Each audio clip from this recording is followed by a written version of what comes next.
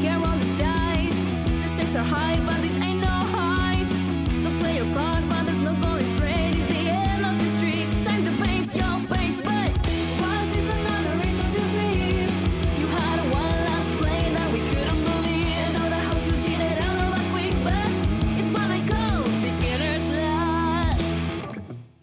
And welcome back to Beginner's Luck, the only D&D podcast where their diversity hire is a white guy. I am Larry, and I am your DM for today. Well, I'm the DM for most the days.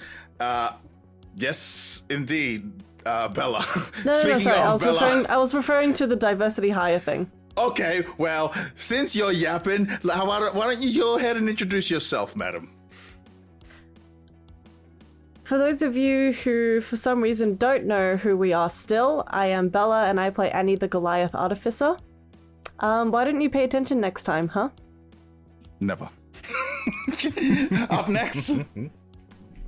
Hello, I am Robert. I am the token white guy, and I play Gordar Sevrok, Draconic Sorcerer. Our very own. I can't believe we got our very own token white guy. Oh my gosh, that is so I know, I feel good. so privileged to be here. And last but So not fetch. least, we have.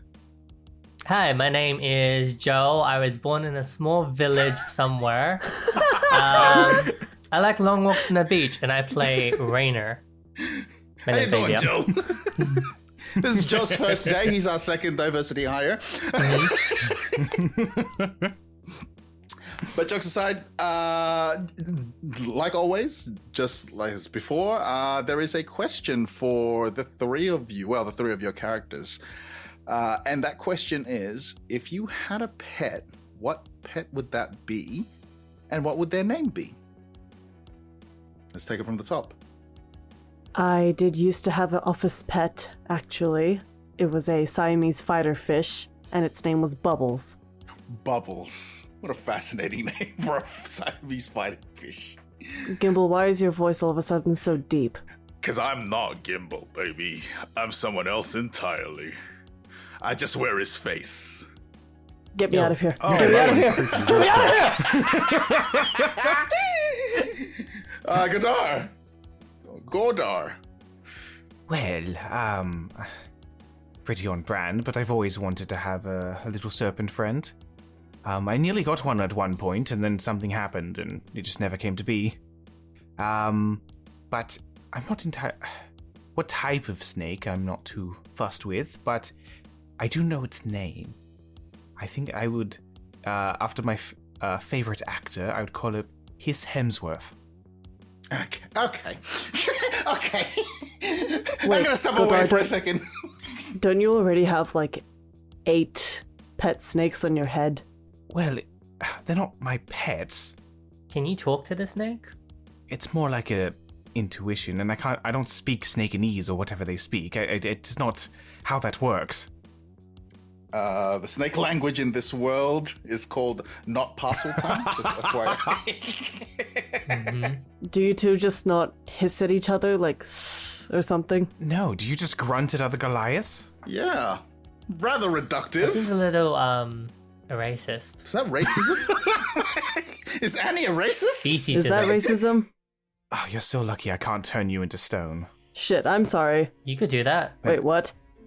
Yes, just point at the headdress of serpents. You're not... Why haven't you been doing this this entire time? Whatever. Next, please. I'm over this. Help. Lastly, Rainer. I like cats. Okay. You would. That doesn't actually surprise me. It doesn't surprise me. Nope. I like cats. I don't know what I'd call it. Maybe cat. Original. When I was in my 20s, I did have a cat named Cat. I did okay, so just a bit of Larry lore before we get on. When I was in my 20s, I was renting this house, and we had a bath. The toilet was kind of out. It's not an outhouse because it was still attached to the house. It's just you had to walk through the back door. And one day I came home from work, and I was taking a piss, and I heard a meow. I'm like, the fuck was that? And I'm still taking a piss, and I hear it, meow. And I'm like, fuck. So zip up, flush toilet, and behind the toilet was a kitten. And I'm like, what? Where the hell did you come from? So I took this cat in and obviously looked after it, and I named the cat. That was her name. We just found a random kitten, and I named the cat, and she was with us for years. So yeah. And you didn't wash your hands? Yeah, I mean, yeah, I touched the cat, covered in pee now because I pee all over my hand. And with that, let's go into the recap. Briar Rose's recent attack has left the town feeling somber. With new land flattened and gravestones laid into the ground, the people of the town continue to repair and restore what had been lost. Entering Samson's new office and seeing gloom already inside, the map of their journey to Faldoon and the urgency to leave as soon as possible laid bare in front of them. Details on the length of the journey were mentioned, and rations and new equipment were prepared accordingly. The new path had begun solemnly with a more straightforward sense of direction and no immediate danger. Their walk had continued until night had presumably fallen. Their first meal, unexpected conversation about moral decisions, and timely sleep was deserved for some, until each person had their own visit from visions of their past.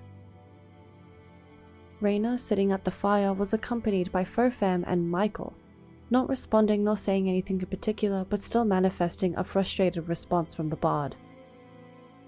Offering the elf to get some sleep, Godard volunteers to take first watch. The flames of their campfire burn blue. The sound around them is muted and muffled, their own father staring straight at them, with signs of distress and fear. Gimbal wakes at the screams of Godard, bringing the serpent folk away from the burning flames. Annie, now sitting quite comfortably in a chair, converses with the tiefling that bestowed her gifts. He makes it abundantly clear that she is now his property and can easily remove her new blessings. Their new destination vital for whatever he has planned for himself. Gimbal's nervousness, come morning, rouses concern from everyone else. The rodent's fear and Raina's threatening presence made the rodent run. Last night the group had attacked Gimbal, made evident from the gashes and scars on his body and bloodstains on everyone's clothing. Guilt-ridden, the group apologizes and Raina assures Gimbal that it will never happen again. Continuing to traverse the terrain over the next few days, the environment shifts from grey and muted to red and lively. Someone else is traveling along this road. This tumorous body and old voice introduces himself as Sokolov, a traveling merchant, who seems to have a vendetta over a certain Goliath. And we're back. Sokolov in his little store carriage hut thing has his gun aimed at you, Annie. And as you recall, the last thing he did say was, "I have bone to pick with you." Whoa, whoa, whoa, whoa, whoa, whoa. And she puts her hands up into the air. I don't know who you are, and I don't know what I did to you. What do you want?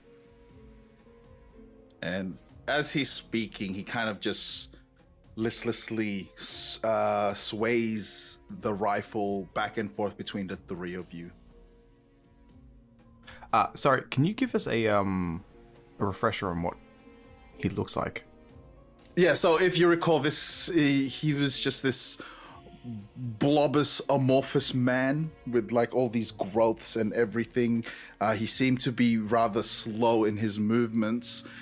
He did, what do you call it? But I did point out that he was carrying this, he was pulling this cart himself, so he didn't have any sort of beast of burden. So sort of suggesting to his strength, if you will.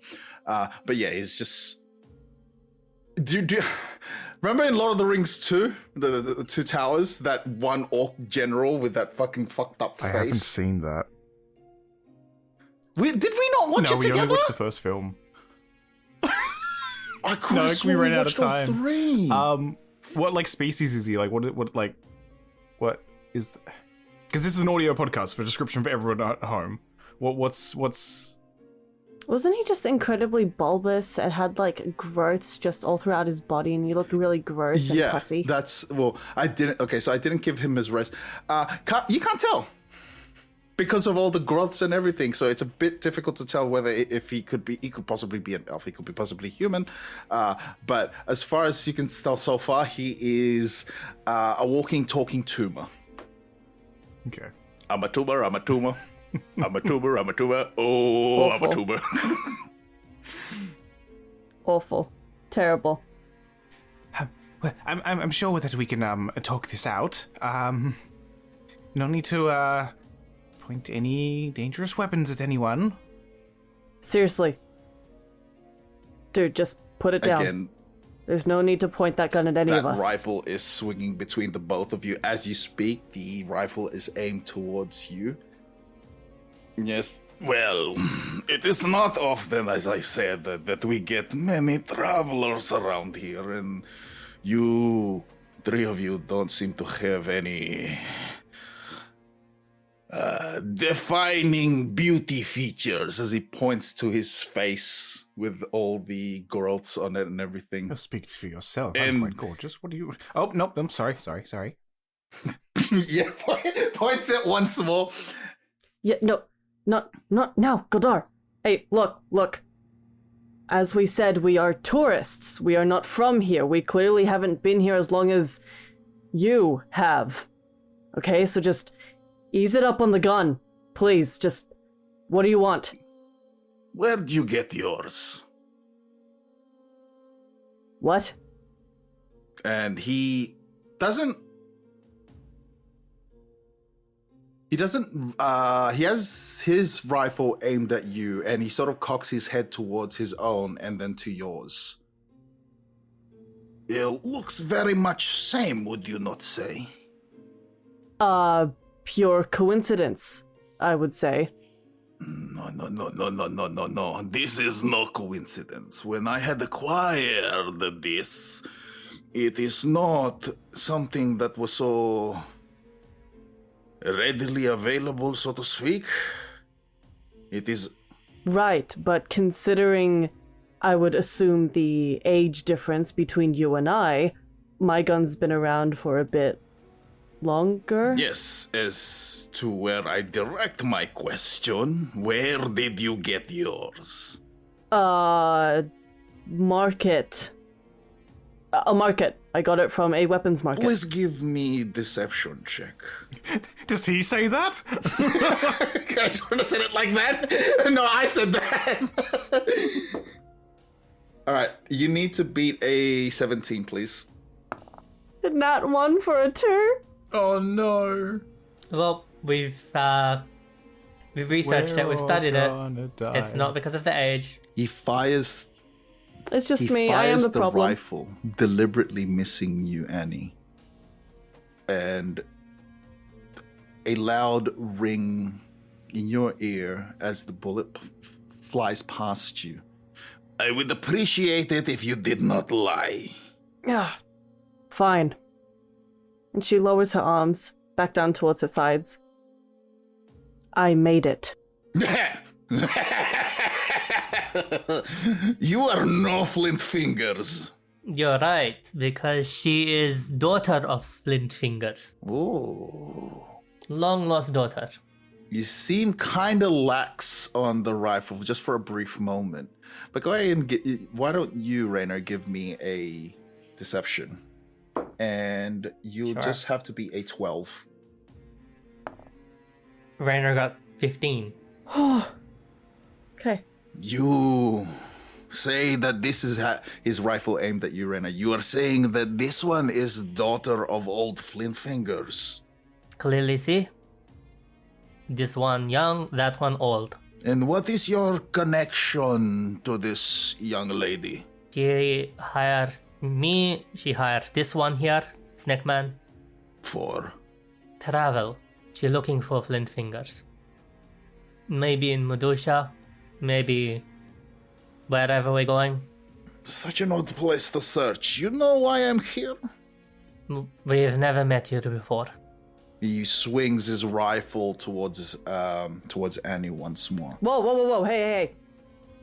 It is because of this one's mother that I am stuck here.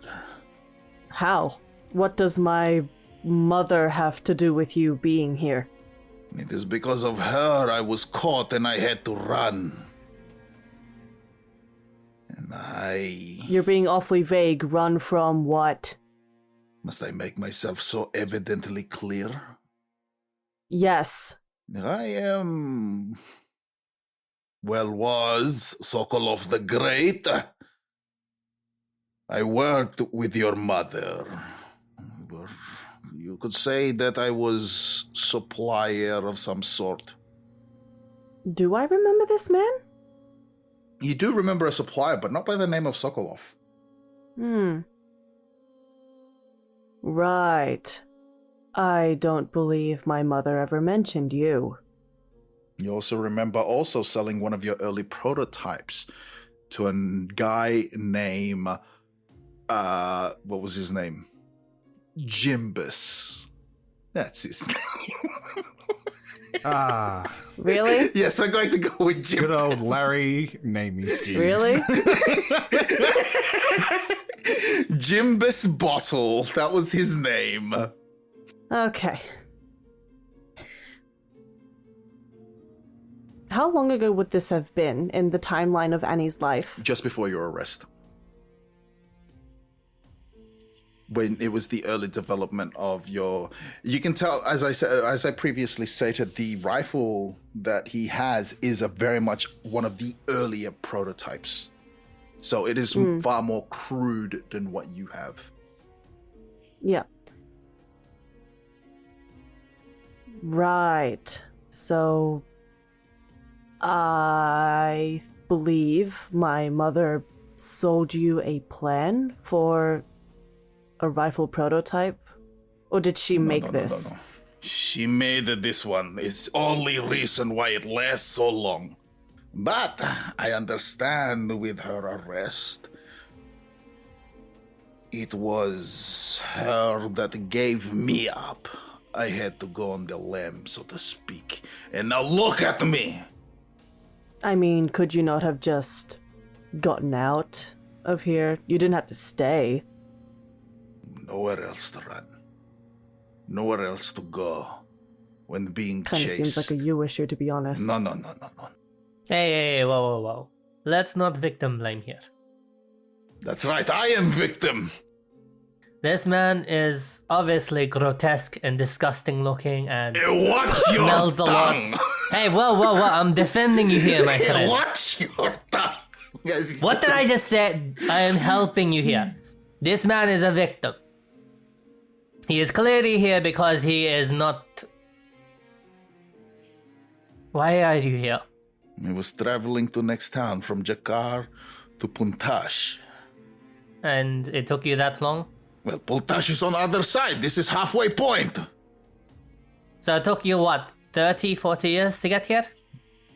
No. You misunderstand. What I'm doing here right now is traveling from Jakar to Puntash. How I got here from earlier timeline, if we're looking, the arrest over 30 years ago, and he got arrested. I got dubbed in. I made a run, made it through here, and survived.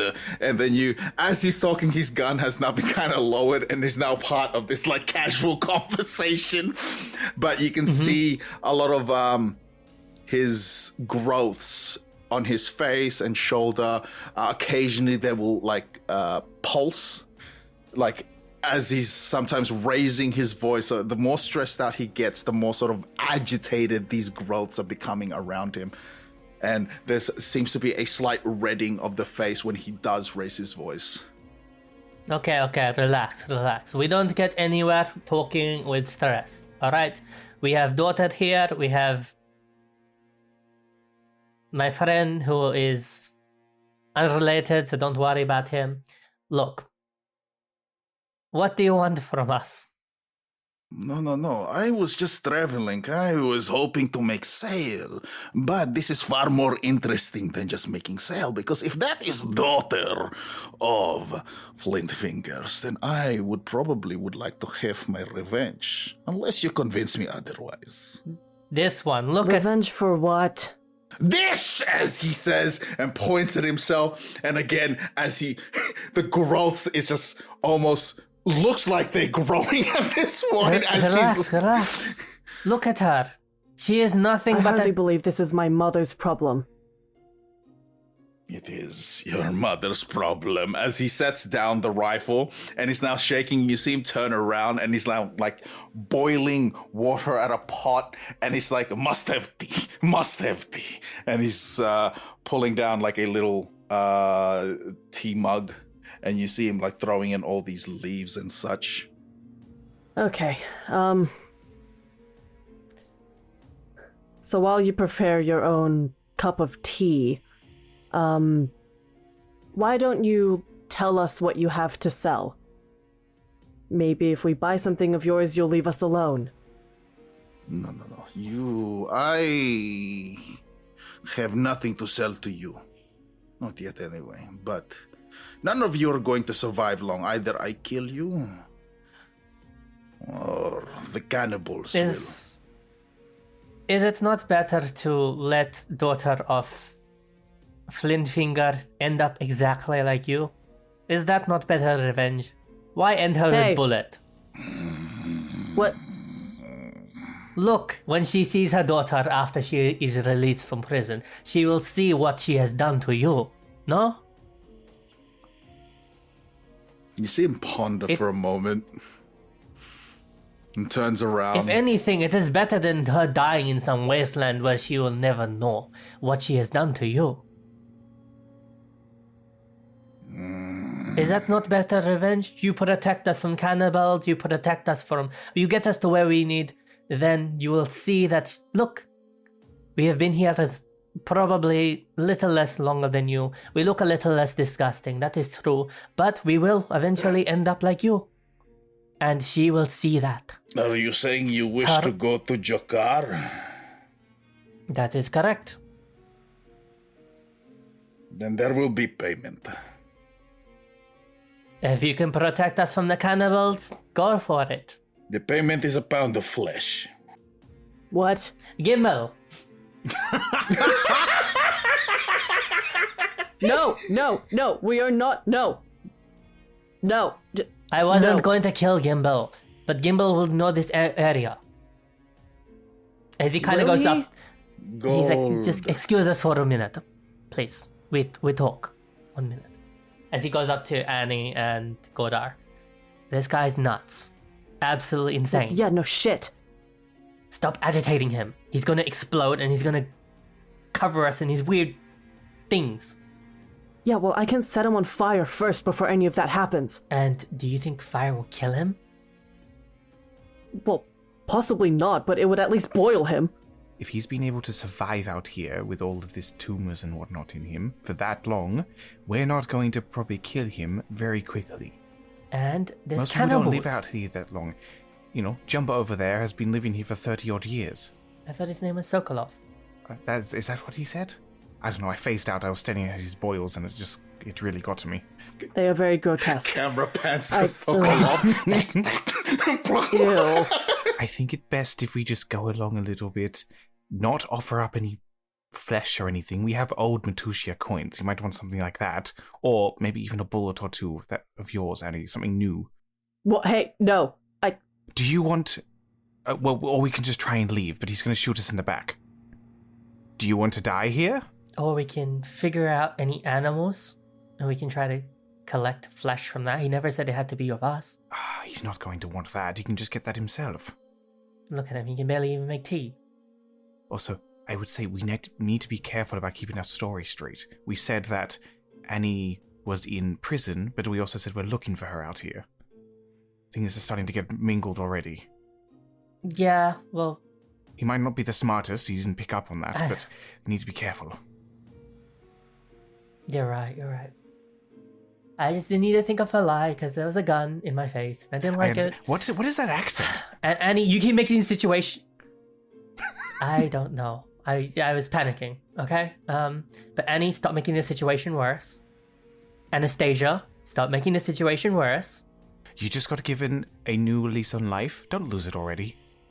What are you two, my dads? Don't you dare, young lady. What? This is ridiculous. What's that movie? Three Men and a Baby? But Gimbal's the baby, that's the issue. You have three dads, including Gimbal, yeah? And someone... Gimbal will not be my uncle. Speaking of Gimble, he's gonna spill the beans.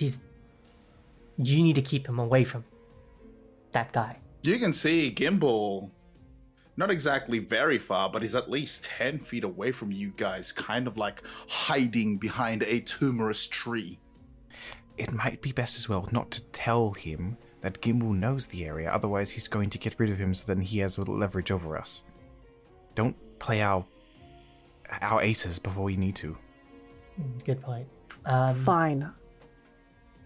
I'm not saying you have to be nice to him. I'm just saying stop agitating him. She rolls her eyes. Especially since apparently you screwed him over. Fine, I will. Annie, you don't recall screwing anyone over, especially that of a supplier, Jimbus Bottle, or this Sokolov. You have no recollection of it. As far as you know, you were arrested, but you gave no names. You knew how it was never to give up anyone, but you garnered no privilege whatsoever. You were thrown into the depths of the prison. So whatever this man believes that you did clearly isn't true, but he believes otherwise. I'm surprised that you were a snitch, Annie. No, there was a code back then. We would never snitch each other out. Whatever business that we had was always behind closed doors. We never believed that it was right to reveal any of our names with any transaction or any contracts made. No, this guy is lying. No, I'm more than happy to play the part of, finding my mommy, but no, I don't believe I screwed this guy over. I was right in all of my dealings. I was correct. Okay. I behaved well. Well, to me it sounds like a standard tactic in business where you get rid of two competitors or blame one on the other. You were imprisoned, then this person anonymously dobbed him in, said it was from you, and there goes two competition and they have all the market. How long was it until Coppernickel was arrested after you were done in? Do I know that information? I don't think any of you know. Coppernickel never gave any information regarding themselves. But Annie being in the prison for such a long time didn't hear any rumors or anything? No, I think I did say in those early episodes, new inmate. Okay. New inmate. Okay. So he was only recently arrested. Annie, I'm gonna try something. What? Just follow my lead. Okay. And for the purposes of this, you're Anastasia. Anastasia Jr. Anastasia. It couldn't even be Anastasia the second. It had to be Junior. Does it look like Fine, the second. But I'm gonna call you the second. I'm just gonna call you Anna. Okay. That's new. He walks up to Sokolov and he's like, "So you've made your tea?" You see him with his tea mug. Disregarding your question, so you have decided who will be providing the pound of flesh? We are still deciding that, but I'd like to ask you some questions because clearly you have beef with Flint Fingers. Yes. I travel with her daughter, so I'd prefer if, to be quite honest with you, Flint Fingers has screwed me up too. You will not be the only one. She had fucked over many 30 years ago. With her disappearance, her arrest, so many have fallen because of her. Snitched. Yes. In so many. Some had to go into hiding, some had to run. Some turned up dead. See, but that is surprising to me, because why would she do that to her own? Like, why would she clear the board? And end up in Blackhold? Is it called Blackhold? Let me just double check this. Why would she end up in Blackhold and still, for so long, she's still there? Their reasoning is not mine to assume. All that everybody knows that she gave up so many names. So many are Yes. dead, so many have ran. That is why we're here, because we have heard differently. We had heard that there is someone who has said that it was actually Copernicus. He wanted to clear the board. New suppliers, ones that would be loyal to him. That small fry. That small fry has taken on It the matters entirety of the not. Narrows. No longer. All I thirst for is revenge.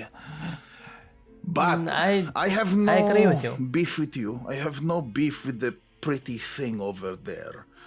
But that one, if it's truly daughter of Flint Fingers, I can grant you passage, but my charge is a pound of flesh. Why do you need the flesh? To satiate my own vengeance. Vengeance is Pound of flesh. It is what I am owed. from... He straightens himself up, and you just see, like, almost kind of like a jiggle. And you see this avocado of a man, these growths, one arm larger than the other. And there's a sense of pride of the way he just stands. It was good at what I did. I got what people wanted, to build things that they wanted. And now I am here, all because of that person. There is nothing in this world that would satisfy me other than revenge. And if I can take it on their bloodline, then so be it. Pound of flesh. That is great. I mean, yes, but if they are bleeding now and they are weakened, then how exactly are you going to get revenge? Even better for me. But, I understand. I will take the pound of flesh. I will take that pound of flesh once we reach Jakar. Do we have an accord? He looks at Anna. Anna, what do you think? Fine. This is a deal that you are making, sir.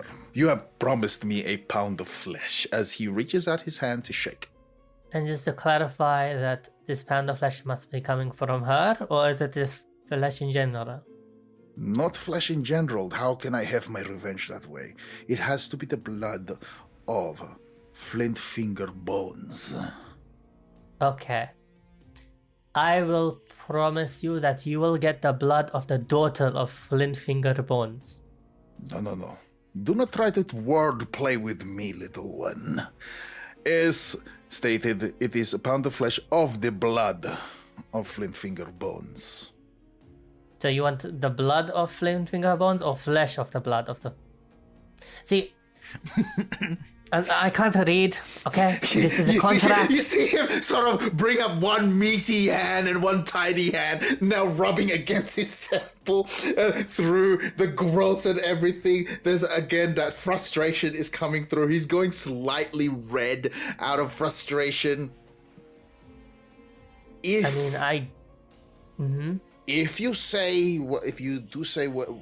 If it is true of what you say, that this is the daughter of Flintfinger Bones, then yes, she is of blood of Flintfingers. I will require a pound of her flesh.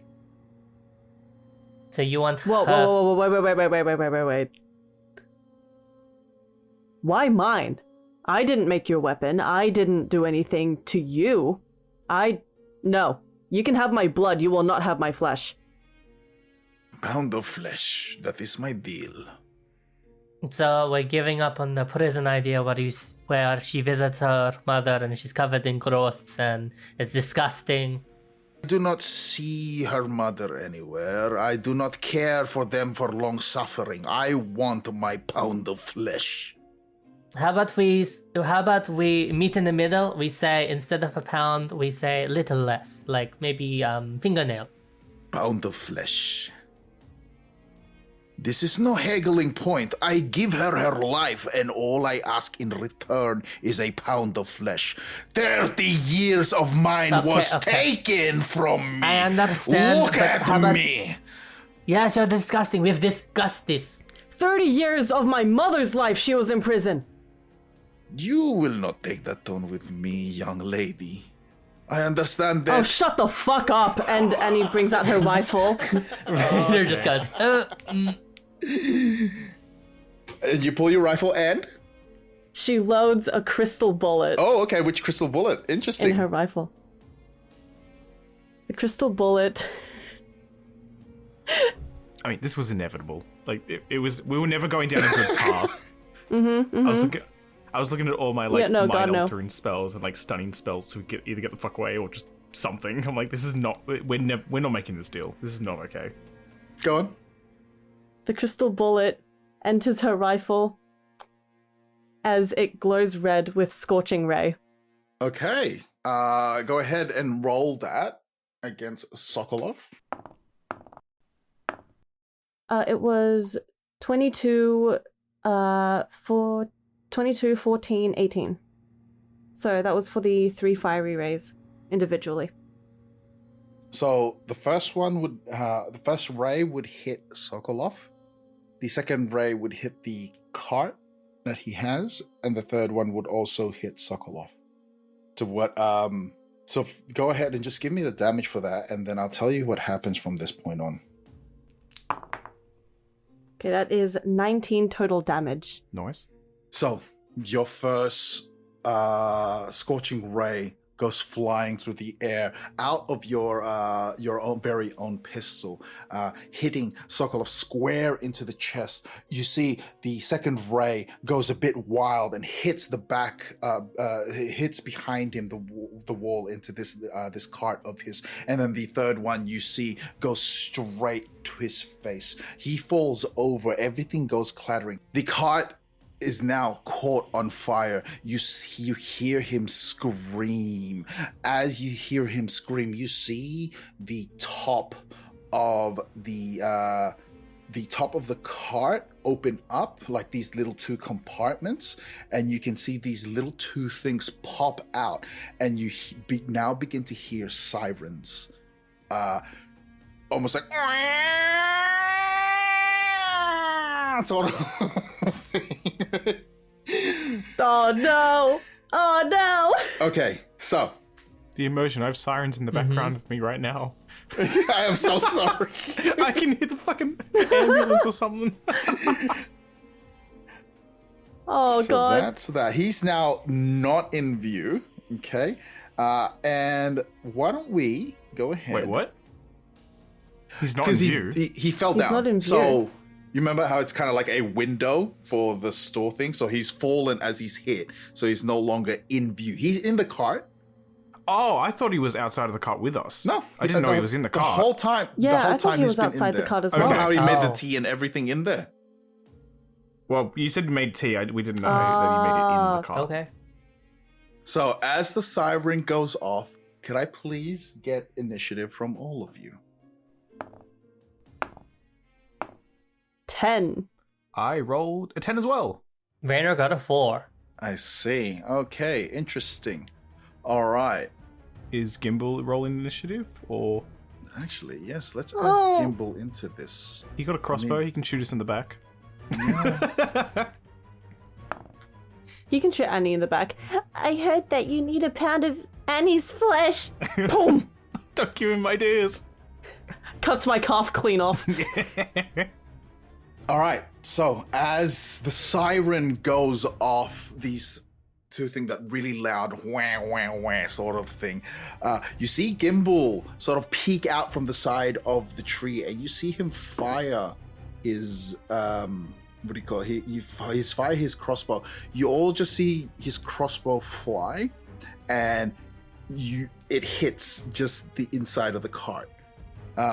You see Sokolov jump out from the top. Bits of his clothes are now on fire, rifle at hand. He now aims it towards you, Annie, and does a 9 hit. No. Okay, so he takes a fire, unclear on where and how to shoot this. He can barely see through now the smoke that is building up inside the cart. He fires and misses you completely. As you now see him, as he moves out of the cart, at the back, you see him kick a door open and is standing by it. And as he's standing by the cart, you see him sort of elbow the cart. As he's elbowed the cart, you see now you hear a whirring noise as foam begins to build up inside. This sort of foam. I can't think of any words right now. Yeah, great. Professional DM, of the guys. year, everybody. Professional DM. Annie, you are up. She sees the foam building up from within the cart, and she just laughs like, fascinating. And she grabs her rifle again, but exchanges the bullets in the, what do you call it? The cartridge? Yeah. She exchanges the cartridge for just regular metal bullets, and she fires and aims at Sokolov? Yeah, sure. Sokolov, Sokolov. yeah. Can I use my luck feat to re-roll that? What did you get? I got a 9. Wait, how does luck work again? Keep forgetting. When you roll a d20 for a d20 test, you can spend 1 luck point to give yourself advantage on the roll. They changed it. Yeah, it's not a reroll anymore. So does this mean they need to announce that they're using luck? Yep. Prior to making the roll? Yes, because you're giving yourself advantage. Yeah. So unfortunately, I can't let you use your luck. You have to say I'm using luck before. Yeah, it's not like the old ones. I'd normally be like, yeah, sure, whatever. But yes, no. Okay, so 9 does not hit Sokolov at all. Your fire misses, and you can see it hitting one of the flesh trees. Is there anything else you'd like to do? Not at the moment, but I am curious. Is there a reaction from the tree when something hits it? Yeah, it's hard to hear, but it's kind of like a squelching noise. Ew. Ew. Okay. I forgot those Noted. flesh trees. Don't love that. I did say flesh trees. I forgot. Yeah, I want to forget again. I did mention also as well some of like the rocks and all that sort of thing have like tumorous growths on them and everything, so Yeah, okay, we don't really need to go into it. Thank you. we do. Thank because you. the No, we don't. the general gray Next person. gray, hold on, the general gray of the environment that you guys have been around, the sort of muted colors, it isn't so much here. It is very red and almost it has almost like a red mist also carries over into the air. So is there anything else you'd like to do? No. Do you have your cannon out, or is that No, I haven't made it yet. okay? All right. Next up, Gordar. Oh, okay. Well, this was inevitable. Pointer, ring finger. Actually, bonus action first. I'm going to have the crown activate with innate sorcery. Get my little mage rage going. Use that, and then I'm going to pointer and ring finger and cast chromatic orb at 2nd level. Holy I rolled a 1 and a natural 20 Both Okay. Very good. for a total of 27. Okay, this is going to be a lot of dice. I'm going to do this with poison damage. So the green helix flicks out and starts spinning towards them. It is a critical hit. So that is a lot of dice. 8 from 8d8, I got 44 points of poison damage. 44. As the pointer and ring finger extend, it hits the gemstone, the little necklace that he's pulled up, and because it's got like the metal ring on the outside and the crystal on the inside, and as it hits the back of the crystal, it gets magnified and then flicks throughout the sky, and then the helixing goes through the foam and Oh, as the foam, like, maybe it comes down a little bit, it just, like, weases the way through it and hits him, like, straight between, like, two massive boils upon his, like, kind of neck, clavicle area. One of... you notice what you thought was a tumorous growth is an actual boil, and as it hits, you see it burst, and pus begins to sort of pour out, and you see bits of pus and everything on his face. At this point, you hear Sokolov scream in pain with this bursted boil. I'm also going to run about like 15 feet a little bit into the foresty area, and then just like try and like hide behind a tree to get some cover. All right, okay. Anything else you'd like to do? That is everything. Okay, Rainer, you are the closest to the cart. You are standing because you were trying to make this deal with Sokolov. So you now see bits. You see the foam coming down from forming in the inside, trying to quell the flames. Some of the foam has spluttered upon you. Nothing major, but it is now your turn. What do you do? Oh my god. Everything ends up with a fight. He's kind of like looking up so that there are two sirens, right? That are going off. And Sokolov is getting attacked by Gordar. Yep, you see the pus burst, the huge boil on his shoulder just burst, and it's like kind of like this bloody pus is now pouring out from it. Rainer is going to use Bardic Inspiration and look at Gordar. No, look at Annie. And he is going to just shout, Annie, don't miss. You now have Bardic Inspiration, Annie. Okay, what else are you doing? He is going to use Vicious Mockery on Sokolov. Awesome. So Yep, that means a of wisdom 15. check. He rolled, well, a total of 19 with a roll of 18. So he does not take any damage. Do you do anything else? That is all I can do.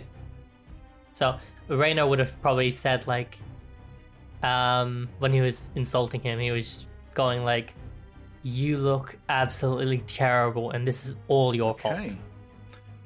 As you call him out, as the boil has burst, you can see two figures approaching up into the sky. Winged creatures are now getting closer and closer, with the siren going off, with him screaming.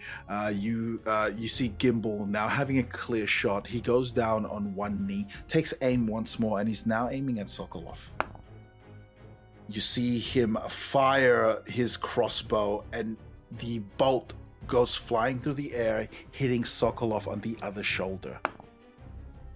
You see Gimbal shifts himself behind the tree, taking more cover.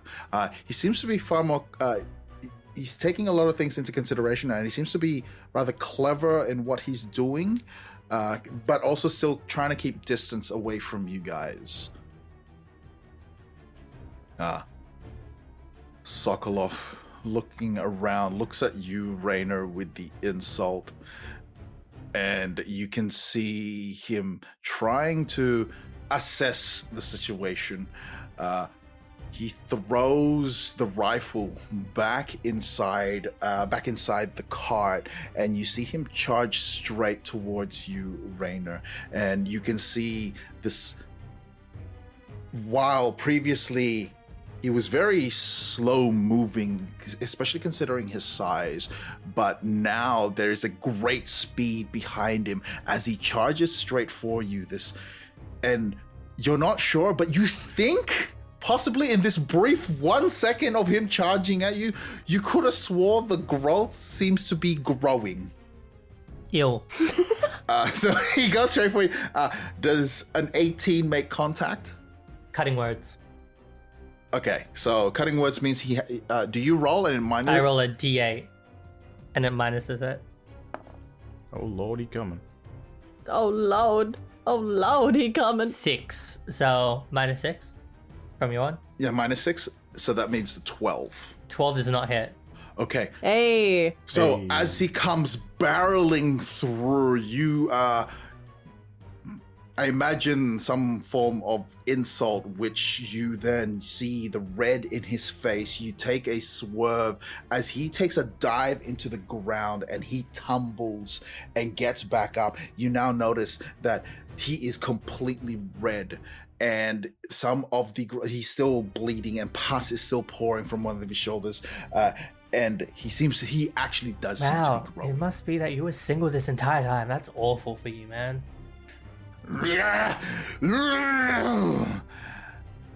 Annie, with the siren blaring and those two winged creatures approaching, you see one now dip towards you. You aren't sure on what this thing is, and you see it. What is this? Let's take a look here. I don't know. With its claws its claws just tries to rake through your body anyway. And let's see. That is a total of 13 versus your AC. Does not hit.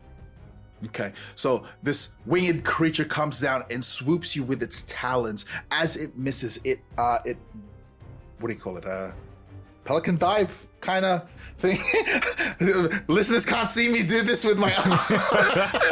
It just swoops in, goes back up. Yeah, it swoops in and goes back up.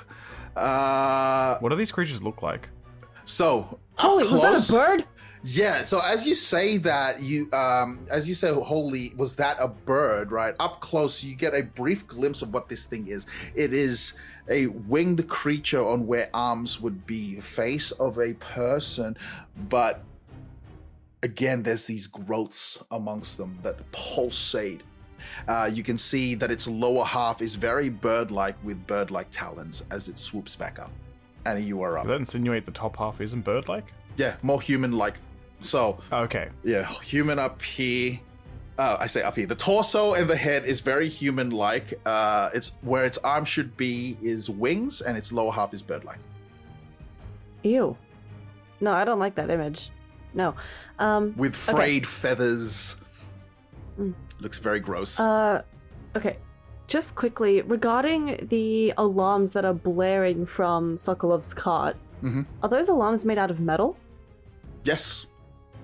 So, Okay. you know the old gramophones? They kind of look like those. Okay. Understood. Just trying to get it up. There we go. Okay, so Annie removes the cartridge for the normal bullets from her rifle, instead re-engages the crystal bullets, and she fires the crystal bullet.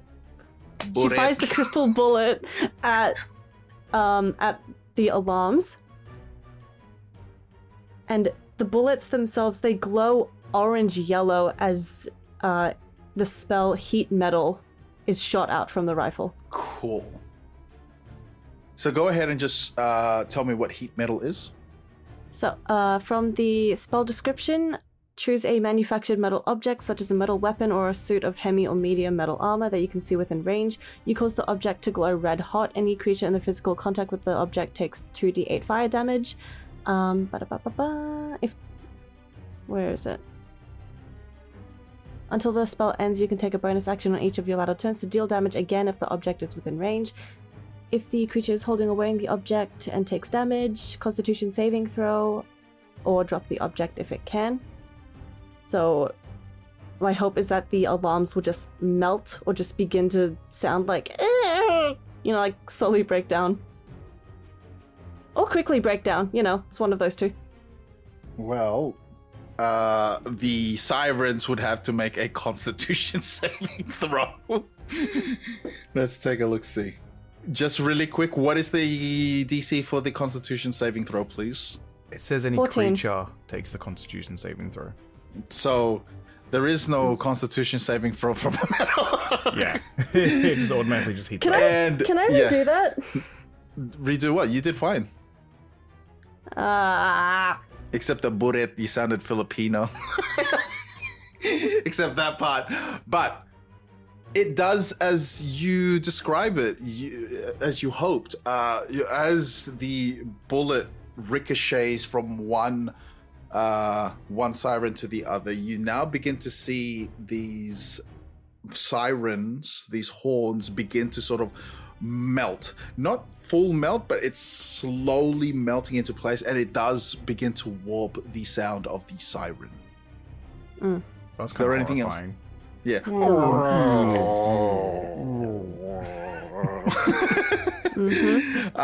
Is there anything else you'd like to do? Oh no, because that's a magic action. No, nothing. Okay. All right. Gordar, you are now up. You've moved yourself into the tree lines. You see the sirens sort of melt in their place. Sokolov is now 5 feet away from Raynor, and you can see rage building within him. Okay. So I saw one winged creature coming down to Annie. Yes. Have I seen where the other one is, or is that like You can above see it. me in the treetop? Okay. Yeah, you can see it as well. It came from northwards where you were supposed to be heading. Gordar is going to take 5 feet out, step out of the trees, and with the crown that is currently activated, is going to look towards Sokolov. Yep. And as his jaw unhinges and a snake-like not parcel tongue, Not parcel comes tongue. through, and you hear Asring Sabath Haruth, and I'm going to cast a spell which I've never cast before called Antagonize. Okay. So casting that is the 3rd level spell. And you whisper magical words that antagonize one creature of your choice within range. The target must make a wisdom saving throw, which my DC is 16, I'm pretty sure, with innate sorcery. Let me just double check for you. It is. On a failed save, the target takes 4d4 psychic damage and must immediately use its reaction to make a melee attack against one creature of your choice that you can see. If the target can't make this attack, for example, because there's no one within its reach, the target instead has disadvantage on the next attack roll before it makes the start its next turn. On a successful save, the target takes only half as much damage. Gordar is going to point at one of the harpies and sway, kind of be like, while everyone hears the whispering parcel tongue, Sokolov hears, "They come for your wares. They come for your soul." Cool. So it's a DC Nice. 16 wisdom saving throw, please. Okay, so they got a 15. 15, so it fails. And because he can't take his reaction to hit it, he has disadvantage on his next attack. That's right. And 44 damage. Takes 9 points of psychic damage. Okay. And that is my turn. Raynor, you are now 5 feet away from Sokolov. He is standing there, clearly agitated. So he's looking at the bird people, right? Yeah. So you see him look up, looking at those bird things, and you see him think for a brief moment, but then just looks down back towards you. Okay. And if I were to take a step back, would it incur opportunity attack? Yes. One step back. Oh, he doesn't have his reaction, right? Immediately uses reaction. It didn't use its reaction. It can't make an attack. Yeah, it just has disadvantage on the next attack roll. It hasn't used its reaction yet. Okay. So it does. Yeah. So it will incur an attack of opportunity. Okay. Raynor is gonna take 2 step. Maybe he's gonna move 10 feet back. Sure. All right. So as you're trying to move back with this rage welling inside of him, you can see his larger arm. He's going to try and take not a swing, but almost like a slam towards you. Okay. And it is with disadvantage. So the first one is a 15. And the second one is, he is going to definitely have to take, which is an 8. So as you moving backwards, you see him take this huge tumorous arm, and he brings it down and slams it into the ground. The ground around you just shakes briefly, denoting his own strength as he's just missed you as you've moved 10 feet away. Yep. Okay. Rainer is gonna take out his dagger, kind of throw it Cool. towards it, and use Cloud of Daggers as it Cool. duplicates. So, if he walks within that kind of 5 feet, that distance, it will give him 44 slashing damage. Does he take initial damage now? Yeah, he's putting him on it. So it's throwing right at him, and Yep. then it's gonna start like side spinning. So he takes 44 damage, God damn!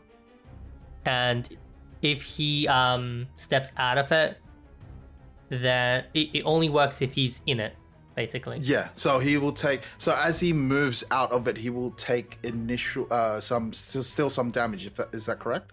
Yeah, only once per turn. Okay, cool. Yep. Go ahead and give me the damage for that.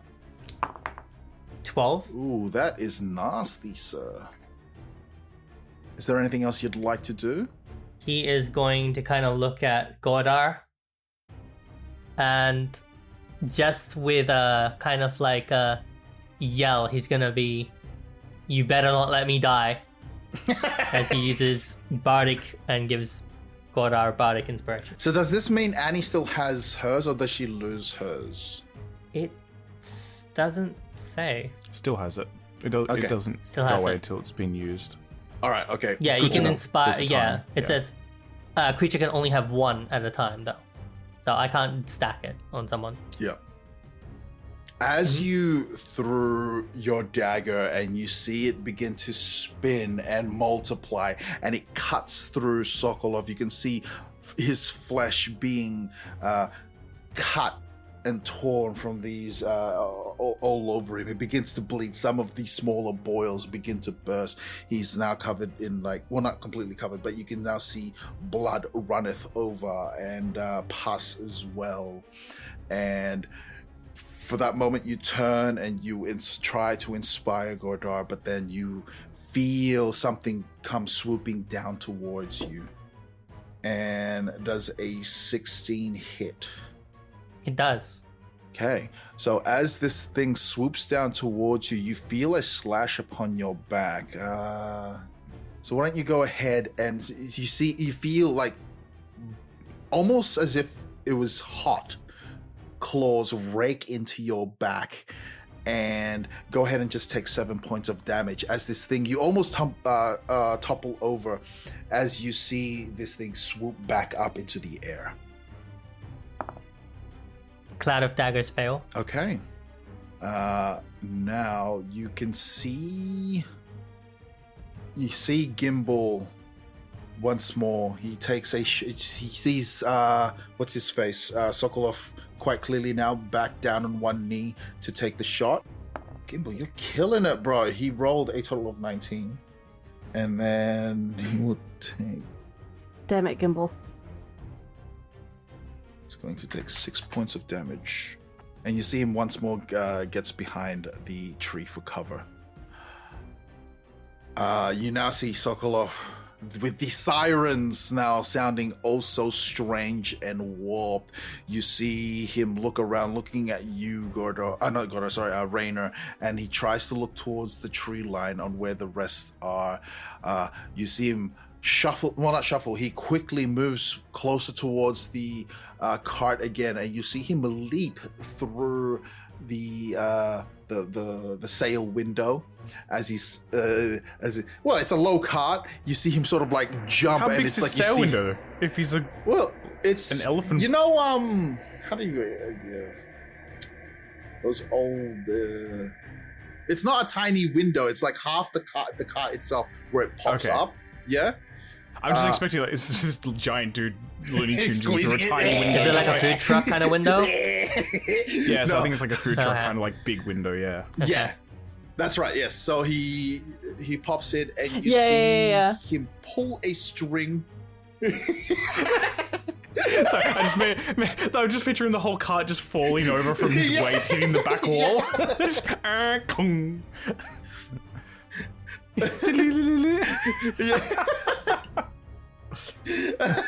I'm seeing in my head like tiny legs just kind of flailing outside like the window frame, just like Help help me." me, I'm stuck. Step brother, So- I will cry your assistance. I am stuck in limbo. No! You see the shutter close Damn it, as he Rob. pulls the string, and then once more you see his sign Sokolov's wear or whatever it was, and you can hear him inside. As you hear him like just shuffling inside, something begins to form in the front of the cart, and you see the air sort of twirl, and you can see sparkles begin to form, and you see this bulky horse now attached to the cart. A horse has manifest in the air, now attached, and it's like it's like a butch horse too, right? So picture a horse on roids, Yeah, no, I'm heard. and it is I now heard. barreling through the. It now begins to move with the cart, with sirens going off, and is now moving forward. Let's say from where you guys came. No, actually, towards the north end of the road. How far did it move? We can say 30 feet. Oh. Okay. So it is moving at a fast rate. You see those flying creatures now. As it was circling around you guys, it is now beginning to fly over towards the siren that it can hear. It is now chasing after that. Annie, it is your turn. Wait, they're chasing the cart? Yes. Interesting. Okay, do you guys want to chase after the cart or no? We can't keep up with that thing. All right. Just this guy then. And she digs her hand into the ground. Is it fleshy? Partly, yeah. So you can feel dirt, but you can also feel the squishiness of what could be flesh, maybe. Oh, that's disgusting. So there's so imagine like when you dip your hand, yes, you know what dirt feels like, but as you dip it, like there is some feeling of not dirt and almost wriggling. So imagine that you're also partly dipping your hand in like I got it. You don't need to elaborate. I got it. Let me finish. Yeah, fine. No. It's so gross and awesome. All right, go on. For the listeners at home, I am staring blankly at the camera right now. Yes, but go on. You dip Anyway, your hand. so, yes. Annie dips her hand into the dirt, grimacing at the texture and just the feel of what is beneath her fingers. Just, ugh, yuck! And she, how do you call this? She throws her hand up into the air. Things of dirt fly as her cannon is formed with the dirt, and little tumors appear on the gears and the cogs of her cannon, kind of matching the environment. And for that, when she creates her cannon, she's going to use her bonus action to execute force damage Cool. onto Sokolov. Okay, well, you can't see Sokolov, but you can see the cart. Did he close the back door behind him? He's inside. Yeah. Yeah. That works. Because he had opened the door when he got out. Oh, you can see him. Yes, you can see him. You can see him. Good point. Yes, you can see parts of him. You can see that Thank you, fleshy Rob. flesh. Yes, no, that's very good. All right, you can most definitely see Sokolov and aim it at him. Okay, need to roll to hit. Yes. You mother. Before you cuss me out, what did you get? Why don't you tell our fine audience what you got? 8. I mean, you do have your bardic inspiration, but I will say, even if you roll a full 8, because your bardic inspiration is D8, correct? Yes. No, yes, you do have a chance, but you have to roll that 8, like a full 8, for you to hit him. I don't know, guys. Do I take the chance? Might as well. would luck be able to be applicable on this as well? No. 'Cause I'm pretty sure luck specifically said D20. No? Okay. All right. So go ahead. Hope for that 8. Yeah, okay. I'm using my bardic. You? What did you get? One job. One job for your bardic inspiration, not for me. I told you not to miss. Oh, sorry. What did you get? What the fuck? What did you get? 15. Okay, but what was your bardic inspiration roll? Because I would like everyone to know what you rolled. You needed an 8, and what did you get? No, I said it. It was a 7. It was a 7. Larry, Thank you. it was a 7. I rolled a 7. Could you go ahead and just roll the damage for me? What? Just roll the damage, which is 2d8 force damage. I just want to see something. Wait, but... Okay. Just go ahead and roll it for me. 2d8. Thank you. 6. Okay. Interesting. All right. So you dip your hand in the dirt and you create your cannon. You take aim, seeing Sokolov very clearly there at the back of his car. You have full view of him almost struggling, and you take aim and you fire your ballista.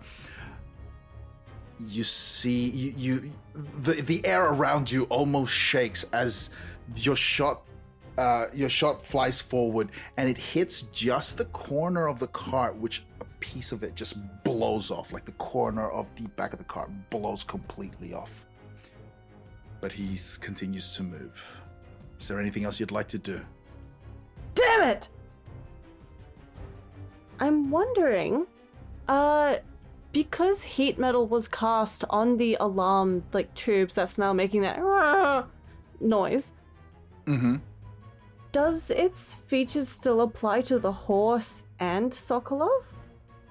It's on the sirens in itself, not the entire cart. But are the sirens itself not connected to the cart? Okay, are we gonna get this technical? Do I need to build on how this cart is actually made? No, it's fine. We can skip over it. It's Thank fine. you. End of turn. All right, Gordar. Now the cart is, because from where you were, and you did say you moved towards the tree line, it is probably about 45 feet away from you. Okay. I'm going to move my 30 feet towards the cart. Okay, well, see if we can try and stop this thing. Which corner was blown off by Annie's? Let's just say it was from where you're looking at. It would be the top right corner of it.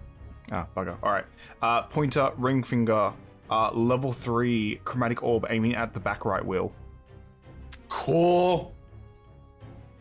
Third level, so I can do its maximum damage. It is at advantage because of innate sorcery. That's 24 to hit. Yeah, you hit that wheel. I'm going to be doing thunder damage. So the pointer ring finger, that starts off as the green, but the moment it hits the crystal, it like refractures throughout the gemstone and then changes it like the Pink Floyd coloration coming out of the gem. Yeah. Instead, it just allows like a vibrational kind of energy to come out that throughout and smacks into the wheel. Because it is at third level, that's going to be 5d8 thunder damage. In total, 25 points of thunder damage on the wheel. Yeah, so as the orb makes contact with the wheel, you see it just burst in its place. The cart swerves to its side with the where the broken wheel, where the wheel once was. It spins, and because of the high speed it was going, it begins to spin and then topples over. You see the front of the cart where the horse is attached. You see the horse sort of like fling forward and detaches, and you see it sort of land and hits the ground. As it hits the ground, it disappears, and then you can see now some flames are beginning to form on the side of the cart as Sokolov is beginning to crawl out of it. Okay, well, cart stopped. If the sirens are still going, the harpies might attack him. See if we can try and take advantage of this. If he can get away, he's going to be an issue later. Agreed. You no longer hear the siren as the cart had toppled over. It had crushed the sirens and also through the melting. So there are there's no sirens no longer. Is there anything else you want to do, Gordar? After calling out to everybody, Gimbal, don't get too close. And that's it. Rainer, you look over, you just see this spectacle of this almost car crash thing. What do you do? Rainer's going to use his 30 feet to get as close as possible to it. And then he is going to use slow on Sokolov and the horse. The horse is gone. It disappeared. Horse is gone? Yeah, as it hit the ground, it disappeared. Okay, then he's gonna use it. Actually, then, yeah, he's gonna use it on Sokolov and just Sokolov and one of the harpies, because there's two, right? Yes. Yeah, so he's gonna use it on Sokolov and one of the harpies. So it is a DC 15 Wisdom saving throw. So, what happens here is as you move closer, you can see Sokolov crawling out of the wreckage, and with the siren now gone, you can see the bird-like creatures, as they're circling, begin to disperse and are now flying off. However, you can now see Sokolov, who, by the way, rolled a 1. Rolled a 1. Yes. Rolled a 1. The other two succeeded, but Sokolov rolled a 1, and you see him now in slow-mo crawling out of the wreckage. Yep. Is there anything else you'd like to do? He is going to look at Annie and give her the most evil death stare he can. Giving I Annie a told you death not stare? to miss. Oh. What the fuck? I don't plan to this time. Good. He's barely moving. As you say that, Bardic disapproval.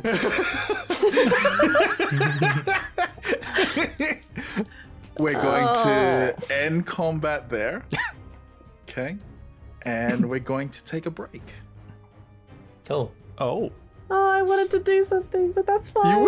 You will. But let's take a 5.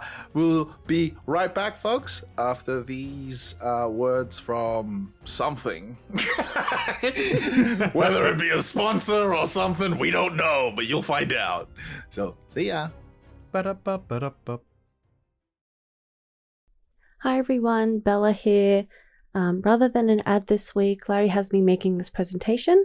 Larry has gone ahead and made some cocktails based off of the characters in this podcast. So without going on too much about it, the first cocktail that we have is called the Sweet Tooth, and it's in honor of our very own Gimbal One Shoe. So for this cocktail, you are going to need the following ingredients: 1.5 shot of bourbon, 1 shot of dark rum, half a shot of white creme de cacao, half a cup of milk, 1/8 cup of heavy cream, 1 tablespoon of maple syrup, 1 bar spoon of vanilla extract, a pinch of cinnamon, a pinch of nutmeg, and a tiny pinch of sea salt. And the methods of making this are really simple. You will need an Irish coffee glass. So first, you need to warm the milk gently over low heat. After that, you stir in the heavy cream, maple syrup, vanilla, spices, and the salt. After you've done that, you remove it from the heat, and that's when you add the bourbon, rum, creme de cacao, and you stir it gently. And if you can, just froth it a little bit. After that, you serve it hot in an Irish coffee glass. And that is the Sweet Tooth. If you do end up making it, please let us know in the comments and let us know if you enjoyed it or if you went ahead and added a few little things. We hope you enjoy. Thank you. And we are back. Sokolov crawling ever so slowly out of the wreckage. I imagine now that, well, I'll leave it to the three of you. What do the three of you do? Annie's gonna run up to Sokolov. Gordar's close behind, but keeping an eye out to see if he tries anything. Rainer is just maintaining the spell. He's walking slowly. You see, in very slow fashion, by the time you arrive, Annie Sokolov has pulled himself out of the wreckage, and he slowly sort of sits up. You see the growths upon him have been growing this whole time upon his face. His face is no longer recognizable through all this. I would hope that as Annie's running, the cannon is following her. Sure. Annie grabs the cannon and holds it in her arms, and she leans down towards Sokolov. I don't know what happened to you after I got into prison. I don't care what's happening to you now. I am one of the greats. I was a fair trader. I never broke the code. I am innocent! And she brings her cannon up to his face and engages fire. Okay. Oh shit! Go right ahead. So anyway, guys, how we doing? So, what form of fire are you using on the cannon? What for? Is still the ballista force? No, the flamethrower. Interesting. All right. Wait, no, why? What is that? I'm just saying it's interesting. Okay, so he is not going to be... I would say that he won't even roll for this dexterity save. Speed is half. It's a 25% chance to spell... It's -2 penalty. Okay. So, as you say these words and the cannon spits forth this flame, go ahead and spit its flame.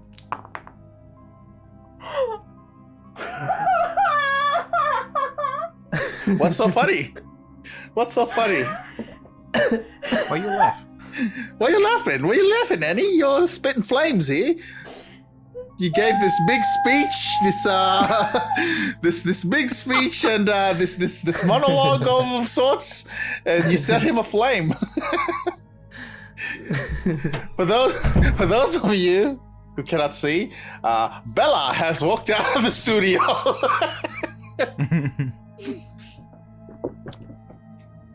Still leaving. No longer present. She's a dramatic leaver. Yeah. Needs to make sure everyone knows she's leaving. Yeah. I did a great speech. I was emotional, and I rolled a 2. So, Annie, with that too, you see your flame sputter, and Snake eyes. you roll them snake eyes. Your flame sputters onto Sokolov. You can see now that he is still catching a flame, right? But through the flame of it, you can see whatever's left of his face, and you just see, you hear him go, I knew it from the moment I saw you. You are no child of Flint Fingers. And you are so young. And you see him try to shift, but he is clearly very weakened. You will Don't move. not survive here. You will die. I die here, but as I die, so will you. You now see the boy,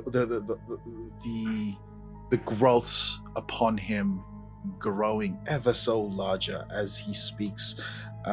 Those who are relatively close to Annie, please give me a dexterity saving throw with a DC of 17. Oh, he's gonna blow up. Rainer's not close. And act like you don't know nobody. Let's see. Save, Let's. sorry. I want to see if it's hit. I want to see if it hits. What do you mean? It's a dex save from us. It's a dex save of those who are Yeah. close, Oh fuck! No, you're right. which is... Yeah. Oh, What do you no! mean? Yeah, Rainer's not near. I'm gonna use my inspiration to re-roll that as a human on a new day of a long rest. I get heroic inspiration. Go right ahead. Because I rolled a 1. You also have Bardic. That is a fail, so I'm going to use the Bardic Inspiration, which is a D8, because I rolled a total of 16. Please save me. Okay, a 7 on the Bardic Inspiration, so long way around, 21. Annie?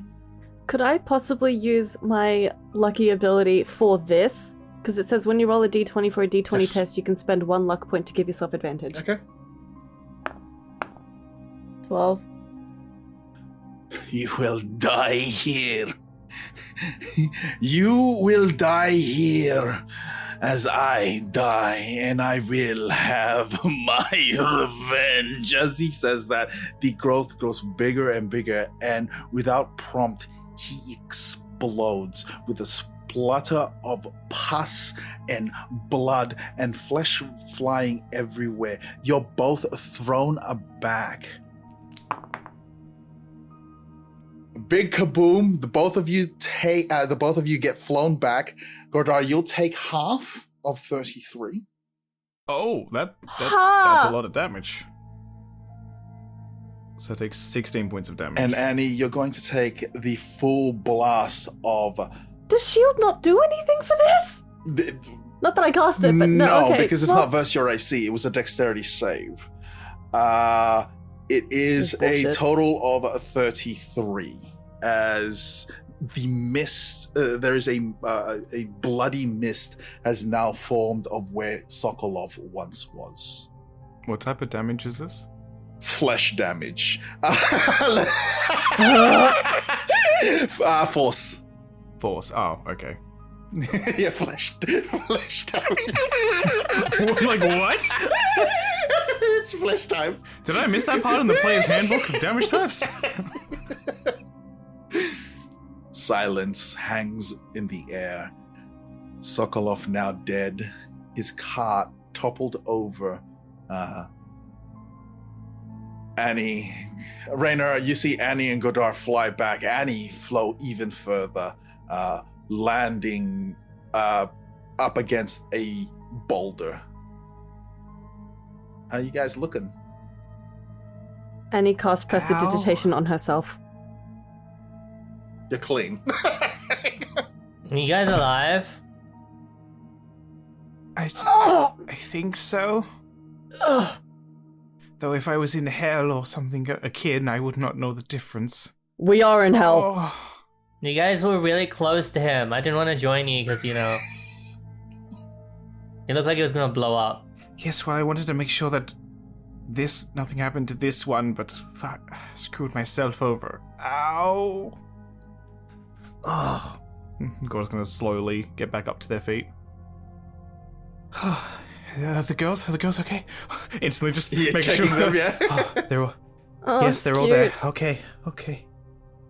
Do you guys need me to help? I think I'm okay. Looks over at Annie. How does Annie look? Apart she from does clean. not look good. I think Annie, after slamming into the boulder, she's just like... She's done. She's bruised. She's bloodied. She's not doing great. I can imagine. Rainer is gonna walk over to her, kind of kneel. That's rough. Don't. What? I was gonna heal you, but Actually, no, please, do so. no, I mean, if you don't want it, then...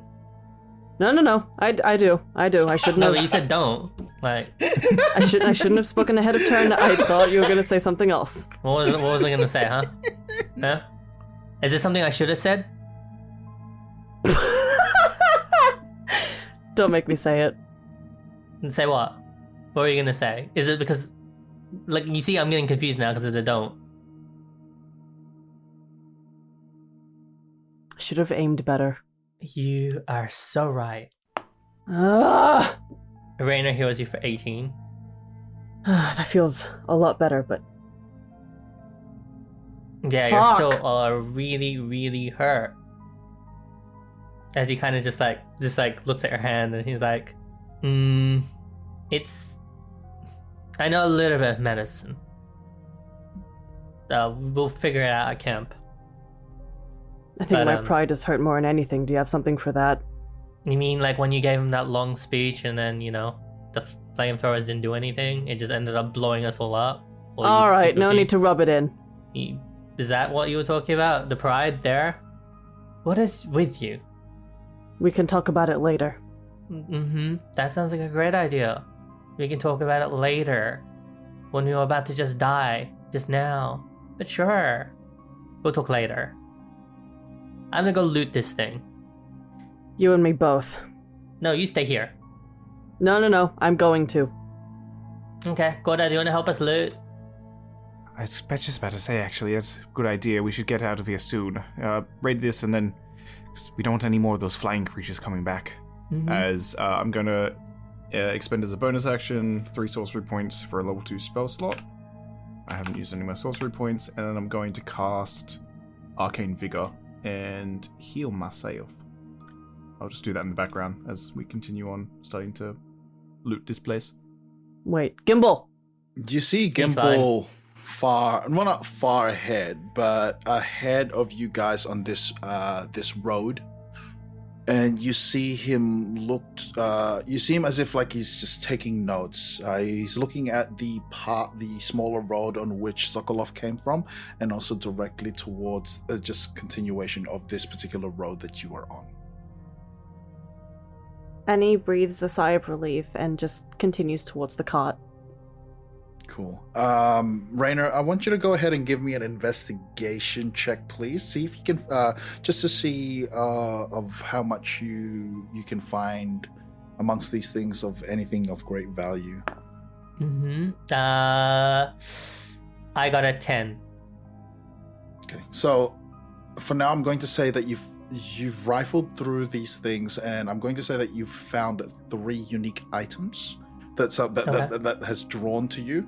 I will take some time to give you exactly what those 3 items are, but for now you don't exactly know what they are. You're just drawn to them, and you've picked up these 3 items. He's going to, when Annie kind of heads up, he's going to subtly, as subtle as he can, touch her hand and cast guidance. Aw, Rainer! That's because he has no faith in her. I mean, fair enough, I'll take it! This instant shovel in the back of her head. God. Can I give advantage by casting detect magic and like pointing out things? Yeah. Why didn't you do that before? I'm kidding. Because I was letting everyone else have a moment. So Annie, are you going God damn it. are you going to search as well? Oh, yeah. Go ahead and give me an investigation check, please. Investigation And check. then With with advantage, I'm giving the help advantage, action. and also you have guidance.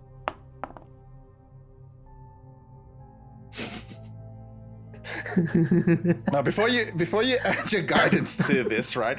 Can you just tell me exactly what are you had advantage? Okay, let's just point out for a second. You had advantage, so I just want to know what each of those rolls were, just for my sake and the listeners' sake. For the listener, well, not for my sake, really for the listeners. So, what were each of those d20s? Just tell me. Just tell us. This is really hard for me to say. For one of the d20s, I got a 2. And for the other d20, I got a 6, of which then I had a +3. And then the guidance, 1d4, I got a 1. Okay, so I'm not Annie's doing back, well, you ladies guys. and gentlemen. I'm So not then doing He well. is back. so that's a total of We had one good game. That's a total of 10. I will say that you did find an additional 6 items. At least he got one. But they're all going to be really shit, right? They're going to be really bad. Oh. So that's a total With of... the detect, are all of these magical items, or is these just items of note? some of them are magical. Well, no, actually, we'll say that... I will say now that they're all magical to a degree. So that's a Okay. total of 9 magical items. Is there anything that seems stronger than the rest, or like a specific unique school of magic, or something that instantly would catch the eye of someone detecting magic in the area? Give me or are they all investigation. just... Okay. Oh boy.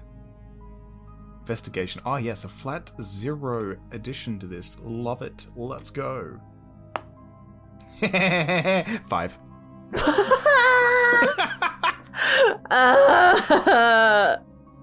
Yes, actually. We have no intelligence in this group. We're doomed. 1. 1 does call to you, Gordar. Oh. What does it look like? You can sense a great power.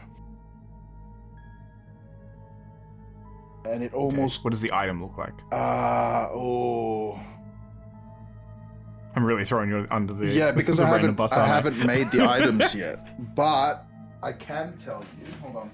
Let me pull out the Dungeon Master's Guide. Which is all the way on the shelf over there. No, that is happening. Rainer is just kind of like looking at it, just like,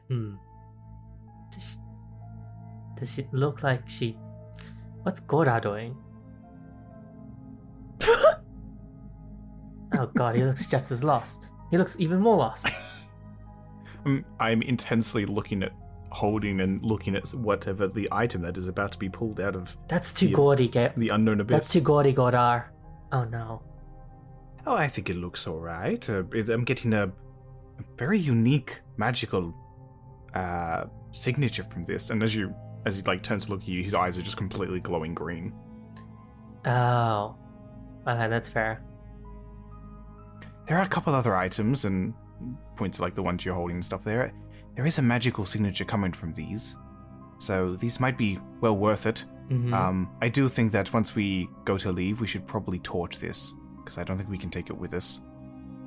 The last thing we need is somebody else with this highly technical, magical thing going around. Yeah. Plus, the heat and the light might draw some things away from us. Mm-hmm. Can we take the horse? Can we figure out how he created that? Could try. That is well out of my grasp of knowledge. I'd say Annie would... Annie? Looks at Annie. What? Horse. How he make? Larry, what did the horse look like again? Was it like looked mechanical? no, Was it smoky? it looked like a regular horse, but just jacked up on steroids. And once it hit the ground, did it like just fade, dissipate, turn into dust? It didn't touch it. Like it almost like you get that whiff of air the same way it was created. As far as you can tell, it was magically created. How, you don't know. And it's gonna go over to the front of the carriage where the horse would be pulling it. Is there something that looks like horse's reins or just something that sticks out? Investigation check with a DC of 15.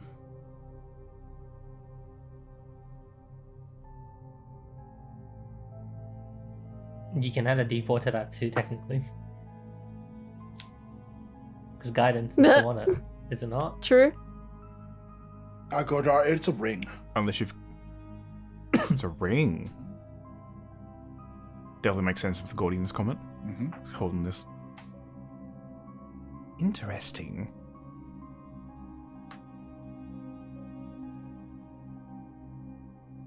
Okay, so for that investigation check for the front of the carriage, that was 19 plus the guidance roll, which makes it 22. Very good. You can see now, as you're investigating the front of this cart on where the horse would be hoisted, you can see magical runes etched on to it. And you can see that there is this trail etched on from the side of it, leading to the inside. With your magical know-how, well, at least with your mechanical know-how, this is a magical version of wire, which is then runs along to the inside, which is most likely attached to a button. And this magical runes are etched onto it is a spell which summons the horse.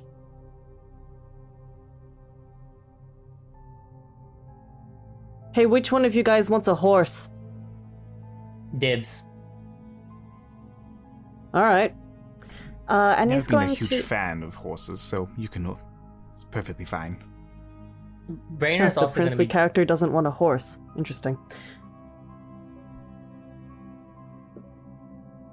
Okay.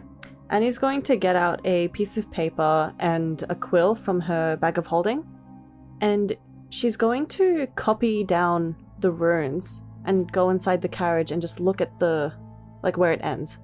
Let me take a look at your intelligence here.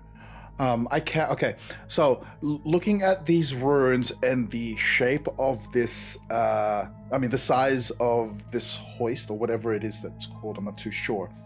But you think if you could possibly break this piece off and etch it into and create like a rod with it, with the etching on the side. So you can create a rod in this, and you think that you could possibly make it into almost like a portable summoning machine thing. She writes down that idea and uses her tools to try and unscrew or just undo the attachments for this specific piece. Okay. Careful not to tear it or break it. Using your tinkerer's tools, what sort of check would that be? Probably sleight of hand, I imagine. Yeah, with how careful you're trying to be. Yeah, go ahead. Let's say the difficulty is 14. Do you need help? I already added the help, actually. Like me as a player. It's a 9. So good thing you did take notes of the rune, because as you tried to detach this piece and you managed to get most of it off, like quite cleanly, but with a slip of a hand, you managed to just crack across the runic, the magical rune. So now there is this crack that runs alongside the rune. You have this piece. You're not sure if you can repair it, but it is now most likely useless. Shit. Well, it's a piece of wood. Might as well keep it. Okay. Alright, well, you'll get a horse tomorrow, I guess. Sick. Raynor's gonna head inside the thing because he remembered that Sokolov had a rifle that he threw back in there. That he did. An earlier prototype. I will say... And he's going to look for it. Okay. I will say you'll find it. Okay. Go ahead and give me a D100. Okay. Now, before you roll that, I will say that let's give it a 35% chance. No, 35% because of the red. Let's just bump it out a little. 40% chance that is still intact. Okay. So roll that D100 and you want to get 40 or under. 40 or under. Can I use inspiration? I'll I allow have it. inspiration. I'll allow it. All right. Let's hope for the best. Before you do, oh well, you go. Oh, fuck. Inspiration in you can reroll any dice, not just d20s. Okay. In this version of the game. Okay, so If that's the case, let's. What did you get for your initial roll before you asked for the inspiration? I got a 45 for my initial roll. Okay. Then I use inspiration with the lovely guidance of Rob and Larry. Mm-hmm. And I ended up with a 1. Okay, so Oh shit! in other game systems, this is like a super critical, massive sort of thing, right? You find a gun so pristine, it's upgraded itself. No, you do. Jokes aside, you do find the rifle, and it is intact. It is not damaged. Well, as far as you can tell, it isn't damaged through the whatever has happened with the tumblings and the turnings and the whatnots. Mm-hmm. So yes, you are now the owner of Sokolov's rifle. I guess he's right. And he could build a really good gun. Well, it's mine now. I'm gonna pretend I didn't hear that. Oh, you're still here. Good weapon. Uh-huh. Can you, make it better? Because it's probably, you mentioned it was, old. I mean, it's good quality. So think of this as the alpha version, and what Annie has is the beta version. Yeah, I see you pointing at it. Okay, we're gonna have to get back to Briar Rose for me to work on it properly, but I'm sure I can do something with it. That you can give me bullets, right? Sure. Cool. I'll say even with that one, that impressive one, I will say that you do find a casing of ammunition that is, and you, as it like it's fallen off like the lower counter, and it's just there. You open it up and you find at least 8 rounds. I like how Bella is mad, but this dude was actively shooting us, so of course he has ammunition sitting there. I had to think about it. But yeah, so there's 8 ammunitions in there. You look at it, you notice that there are not very different from what Annie does have. These seem to be far more crude compared to what Annie does have. Annie? Yeah? Huh. These bullets are really gross and they don't look like yours at all. Here. Let me see. Did I make these bullets? They are. You don't think that you've made this one, but they're very close to your earlier bullet designs. These are far more crude. It would seem that Sokolov may have attempted to make ammunition for this to work, because obviously over time he would have. But this is the best that he could create with them. They do look familiar, but they look more homemade. Yeah, These are not mine. They kind of look a little too shit to be yours. Should I take that as a compliment? It is a compliment. Should be. It should be. It's just that most things that come out of your mouth are more venomous than anything. That is because you're venomous to me sometimes. It's probably that teenage angst. It's okay. I am holding back so much right now. Well, there's no point bickering amongst us. Okay. We all done here? I've got my little precious here. You guys I got think your... You guys all have your various items. I can point out as we walk in on which ones seem to be more magical than others. And we should get going. If we don't need anything from this, it might be best to torch it. We'll draw any predators to it and hopefully keep us safe. We don't want anyone coming back with whatever we missed. Just before we leave, though, he's gonna kind of hop outside and then scream at the top of his... Well, not scream at the top of his voice. He's gonna kind of scream out for Gimbal. Gimbal! You see him just far ahead, maybe about 15 feet away from you guys, or 10 feet, and he kind of moves closer, but still maintaining distance. So it's at a distance of where he can still speak to you guys. Oh, relax. We're not gonna kill you right now. Jeez. Kill you at all. Take a steps back. There are some stuff in here. Do you want to take a look for yourself? It could be useful to you. If you want, we can take a step back, let you rifle at your own kind of leisure. No, I'm more interested in this town that was mentioned. You're gonna have to speak up if you're gonna talk quietly and you want to stay back there. He mentioned a town. This place is supposed to be... This entire country is not supposed to have people in it, or at least survive.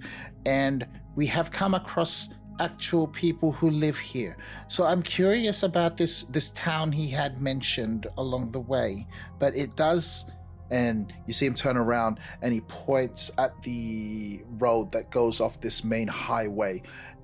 It does lead that way. He did mention he was coming from a place called Jakar. And Foldune, we just have to follow this main road. As he says that, you see him sort of trying to sift through the debris and now like looking through anything that catches his eye as he says these things. You see him pick something up and he just pockets it.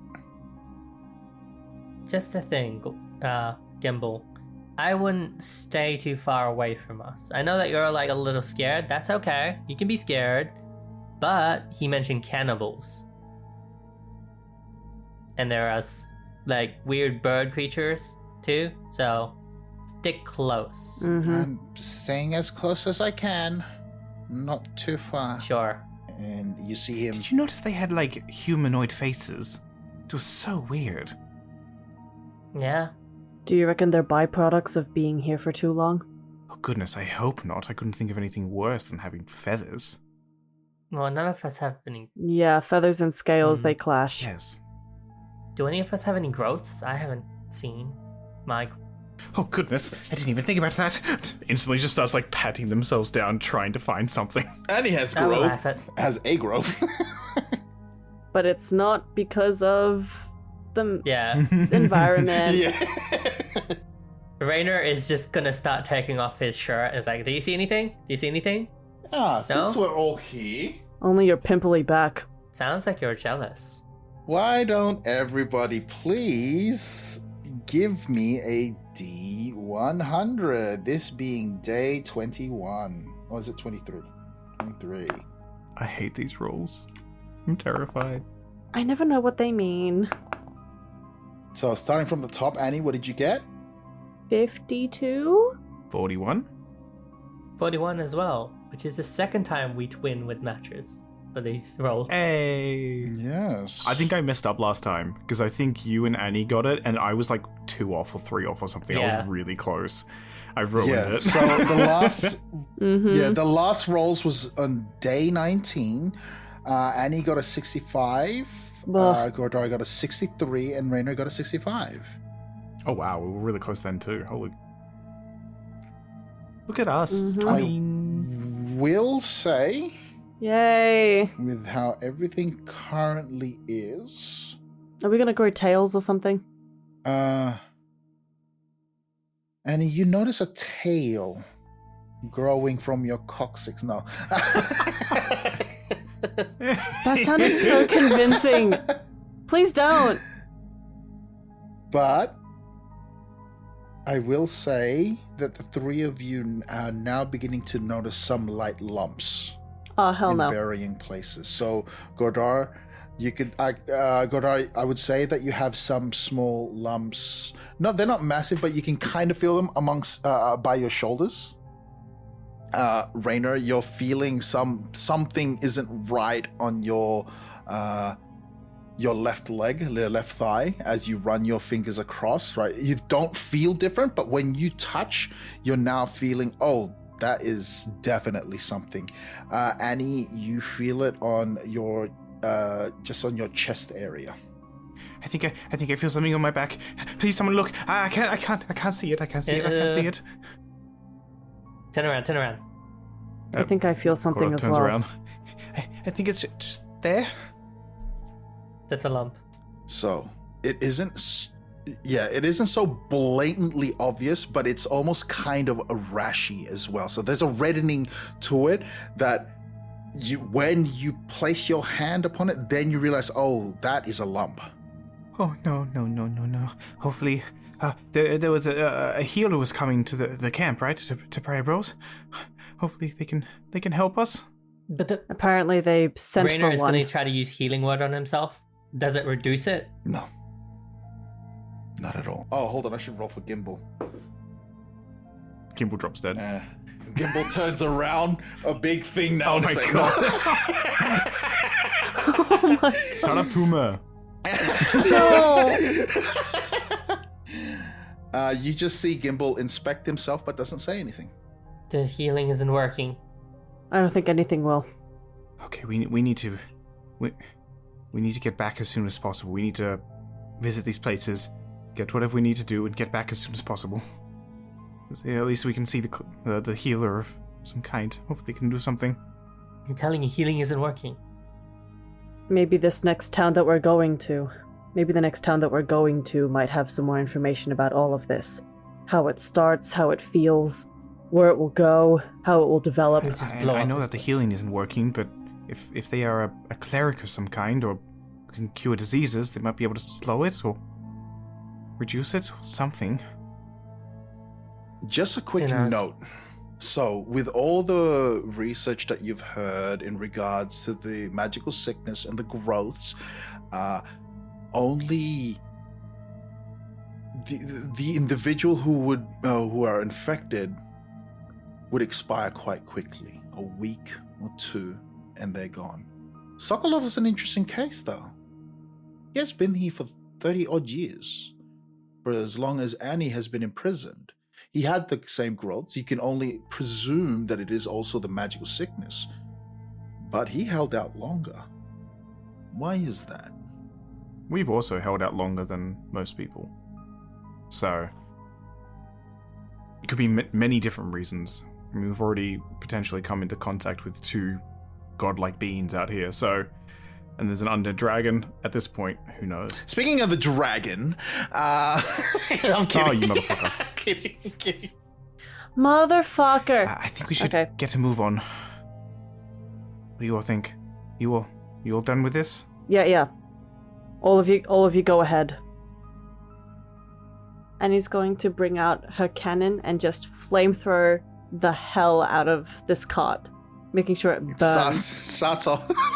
It sputters a little bit at the start, and these little flames just sort of, and then it goes full flamethrower style, burning the cart, the remnants of this cart, and whatever contents that it has remaining in there. A few minutes later, it is now ablaze.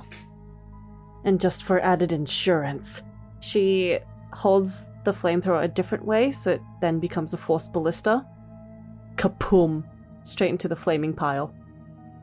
I would also like to note that the lower half of Sokolov's legs still remain there. So when he exploded, it was just everything up top, and then it's just like what's left as he's just like standing to leg things. So, which were not tumorous apparently, but the rest were. I think Makes it's best sense. if we burn that as well. Pointing at the legs. We don't want that Yeah, spreading. you might be right. Before you do, Raina's gonna Flamethrower the grab legs. Gimbal and just start running. Like, Just in case, you set Fair enough, the yeah. remaining leg flesh that is there, and the air smells like barbecue. Good barbecue? Well, burning meat. So I don't Oh. know if you would consider that good. Mm-hmm. It's awesome. Okay, let's go. Let's go. Now. As Gimbal pointed out, there's a fork. Well, I say fork, but he had expressed interest in regarding Jakar. But he understands as well that if we continue on this main highway road thing, it will head into Fuldoon, which way you need to go. I imagine that you will continue on the road on to Fuldoon. I'm going to cast message as we're like up, getting closer to Raynor. I think we should check out this village, especially if it is closer. We are quite hurt, and also might be a good way to get Gimbal back on our side. Yeah, that's a good idea. At least it will be... I have a bad feeling something's gonna happen in Voldoon. At least if we go to a village, then we can at least catch our breath for a moment. Yes, I think so. And he does the exact same thing to Annie. I think it's best if we go into the city, into this nearby town, give us some time to rest, and that way Gimbal makes it feel like he's hurt, because we probably should get him back on our side. Figure out what's happening to us. That's probably for the best. There might be some knowledge there about Fuldoon anyway. Gimbal, I think we're gonna go... I think it's the best idea if we head to this village, see what it's about, get some rest. What do you think? You see him release himself from Rayna's grasp, just sort of fixes himself up. Yes, it would be interesting to see if there really is people there, then I think it would be prudent to understand on how they have been around for a long time. Okay. We just need to be on our guard. We don't know if these people are the cannibals he spoke of. He never mentioned it, but... Well, we should make our way. Just make sure we get through this okay. We are hurt. We don't want to deal with any more creatures tonight. So, this highway that you are on, as I mentioned prior, is quite vast, like an 8-10 lane highway.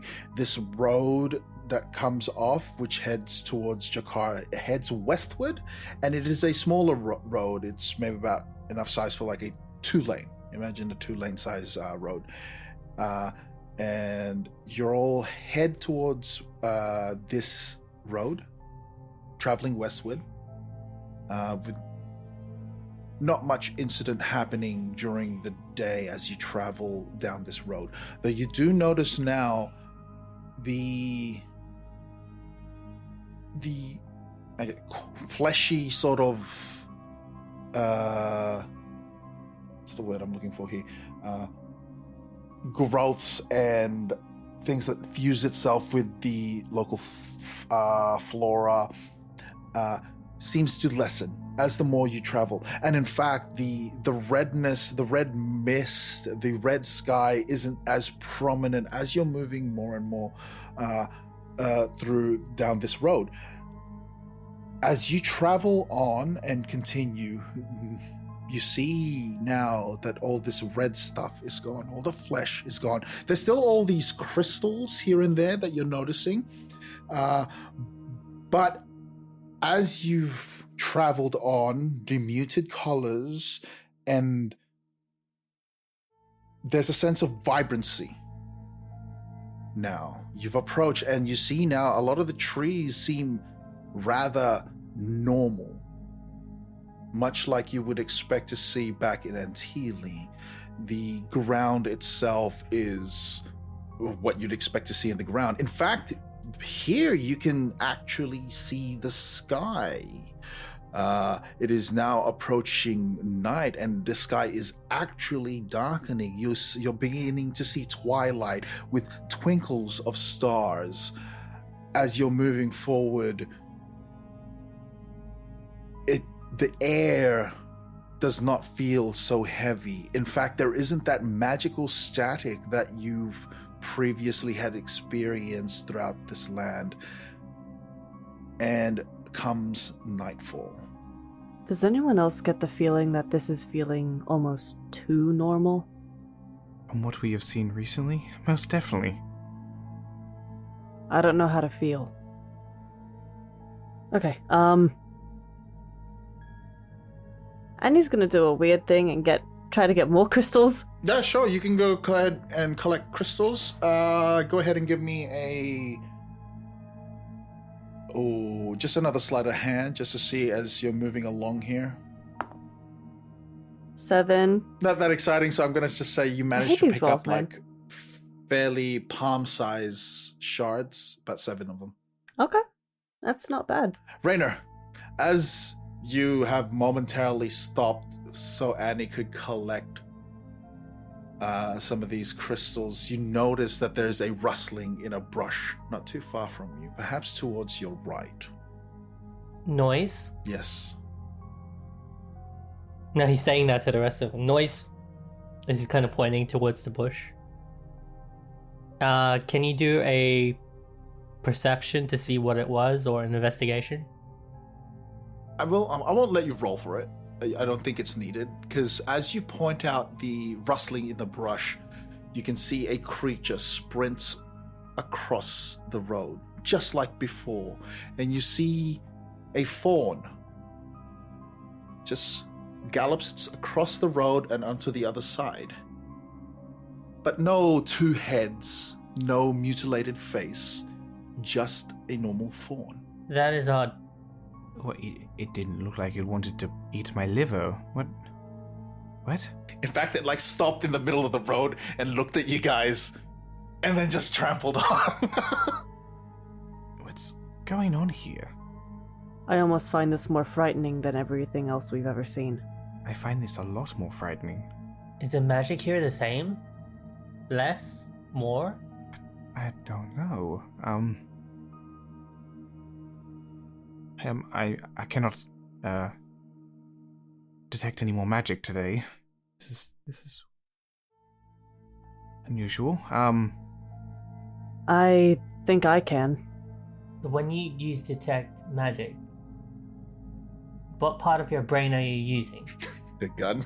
Is it something your body? What is it exactly? What? Well... And she takes out her rifle. Are you magic? Tell me! Interrogating. No, Just she puts up the doesn't gun to the threaten. wall. It's like a book. No! Are you magic? Give me Tell an me. intimidation check, please. What are you? Go on. I'm just being a dickhead. No, I'm that's sorry. not it, no. When Annie fires... Fuck you, you dickhead.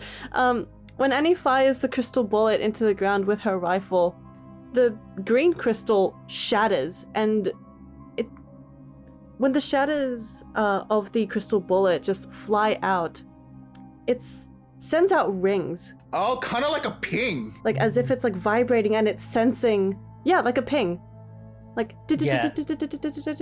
Raynor is kind of like asking what your spellcasting modifier was, so I can enhance that, please. Well, she just did it. Okay. Yeah, so- she just did it. She's like, you know what? I'll just show you instead. Yeah. with your mind's eye, you're now seeing the environment around you, and it is so fucking normal. As in normal on what you guys are used to before you came here. The only magical ping that you're getting within this radius is from your personage, the four of you, right? And also the crystals. But other than that, it doesn't even seem like magic is hanging off the air. There is no static, there is no weight. It's just very normal. Are we still, like, within the boundaries of the fleshy, gross red place? Not far back, like maybe Okay. an hour away. So there was that slow transition to that muted colors, still feeling that magical weight, but then eventually start things becoming more vibrant. And this is where you are now. There's a sense of vibrancy. Everything is normal. Should we try to keep walking, or do we call for someone? I don't know. If I look up, because it's starting to go to nighttime, right? Yes. Can I see any smokestacks or something up ahead? Oh, okay. Give me a perception check. I will say that it is getting, like, it is dark at this point now, which is something that you guys have not experienced in Matusia. So night has fallen before you, where there's actual darkness that surrounds you. It is not our game, not our session, because I got a 6. Damn. Try as you might to look up ahead to see if you can see any smokestacks whatsoever. You can't see too clearly with the heights of the trees. You're unsure if there's any smokestack. If there is, they are very far away from where you Are are. we in the village? You have not reached Jakar, if that's your question. How far does it look from where we are? Is it like a 20-minute walk or further? You don't know. As far as Sokolov told you, you only know that it is down this road. I'm not seeing any smokestacks of any kind, but I'm not too sure if... I just can't make it out. I don't know how far away we are. It's late and it's dark. Yeah, we might as well just rest for the night. I think we've all had a bit too much to deal with, both physically and emotionally. You see Gimbal now, he has pulled a torch out of his pack and is now holding a lit torch. I think we should make camp. Sure. We'll do the alarm thing so that you're safe. Yeah. Gimbal, what's something that you have on your person always? Like, is it your bag or your coat or something? Like something that you sleep with? Why? So I can do the alarm spell thing again. He hesitates for a moment, and you see him reach into his tunic, and he shows you a necklace. On the necklace, at the bottom of it, you can see that there is a tiny locket. All right. And she clenches the necklace in her hand, and she casts alarm, and it sort of glows. Okay, so how does alarm work? So you set an alarm against intrusion. Choose a door, a window, or an area that within range. I guess just gimbal. Until the spell ends, an alarm alerts you whenever a creature touches or enters the warded area. When you cast the spell, you can designate creatures that won't set off the alarm. Gimbal. You can also choose whether the alarm is audible or mental. It'll be audible. Okay. So I will say those who will not trip I'm gonna... You said that the alarm won't trip only by gimbal. Yeah, so... Would you like to reword that? Including everybody else? Well, that's the point. So when we jump, if we jump him in the night, because the whole point is that... an alarm goes off. Yeah. Except Gorda as well. We all wake up. Yeah. Oh, okay. Yeah, all right. Okay, I see what you're saying. Because I think we discussed having two of us. Yes, On we'll be watch. taking shifts of 2 rather than just 1. I do not need to correct. be near him. I can be off to the side. It's fine. Do not allow Okay, me in there. that's fair. Yeah. Better Yes. safe than sorry anyway. I think the shift should be Gordar and Gimbal, me and Annie. I think that's fair. Because Gordar's the only one who can really stop the two of us. And Annie can't hit anything with... So no dinner for you. Godar, Gimbal, here's your rations for the evening. You see Gimbal preparing the campfire. It's been a while, and the flame is so vibrant. The oranges and yellows that dance in the air. It's been more than 2 weeks, but you've grown accustomed to what it's like in Matusha. But now seeing flame again, this beautiful, it almost calls to all of you of just through its sheer beauty. And you see Gimbal sit down by the fire as he eats his rations. Is it also a bit too bright for you guys? Like, my head's starting to hurt. Everything's just so colorful. It is very unusual. What even is this place? What are we doing here? I mean, just... one moment we're out of the prison, the next we're sent to the dead land. And now we're just in a normal space within the dead land after visiting Flesh Hell. Annie, we've been through this multiple times. We're just doing what we're told. What else do we have a choice of? Well, we don't have the collars anymore. We could literally just leave. At the moment, they are our lifeline. If we don't go back, we are certainly dead. Do you want to be like that blob? Do you want to be one of the cannibals? Do you want to be killed by the dragon and resurrected as a tool? Right now, the only safety we have that we know is closer to a guarantee is them, because they can get us out of here. It's just unsettling. Yeah. Gordar's right. This constant talk everyone keeps saying of running away and disappearing, it's just going to... It does not help us at all, and you're thinking short term. What's the point? If you want to go out and die, just... Why are you fighting so hard? Gimbal's alarm goes off. What? Gimbal! He is sitting there, frozen, and you see someone behind him with a bow and arrow pointed at his head. Oh, shit. And I think that's where we're going to end it. Cool. Ah! Oh, before I do end it, you all also now realize, as they say that, there are now multiple individuals that are surrounding you. That's where we'll end it. Oh, fuck's sake, the cannibals! Oh, this is why I hate Fuck. lighting fires at nighttime.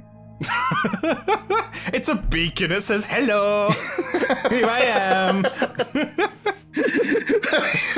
Oh, boy. So you're all surrounded, and that's where we're going to end it. And you folks are just going to have to wait and see what happens from this point on. Yeah. Mm-hmm. Save us, guys. This is our Hunger Games. Please, like, sponsor us. You know, send us little trinkets. Send us good things. Please. Thank you all for playing, and thank you for the listeners for listening. This is where we'll pop up. We will definitely see you in Table Talk. So everybody say goodbye. Goodbye. Bye. See ya. Bye. Good night, Mrs. Arkmonic, wherever you are. Who? Stop! Hold! Now! No more! And welcome back to Table Talk. How are we all feeling, folks? I need an adult. Uneasy. Uneasy indeed. You are an adult. I am the adult. No, I don't. I need a I am different the adult. adult. I don't want you. Mm-hmm. You're a mean adult. How are you feeling, Avia? I'm good. Yeah, it was a good episode. I enjoyed that very much. So, thoughts of just how everything played out this episode? What was interesting? What did you find really cool?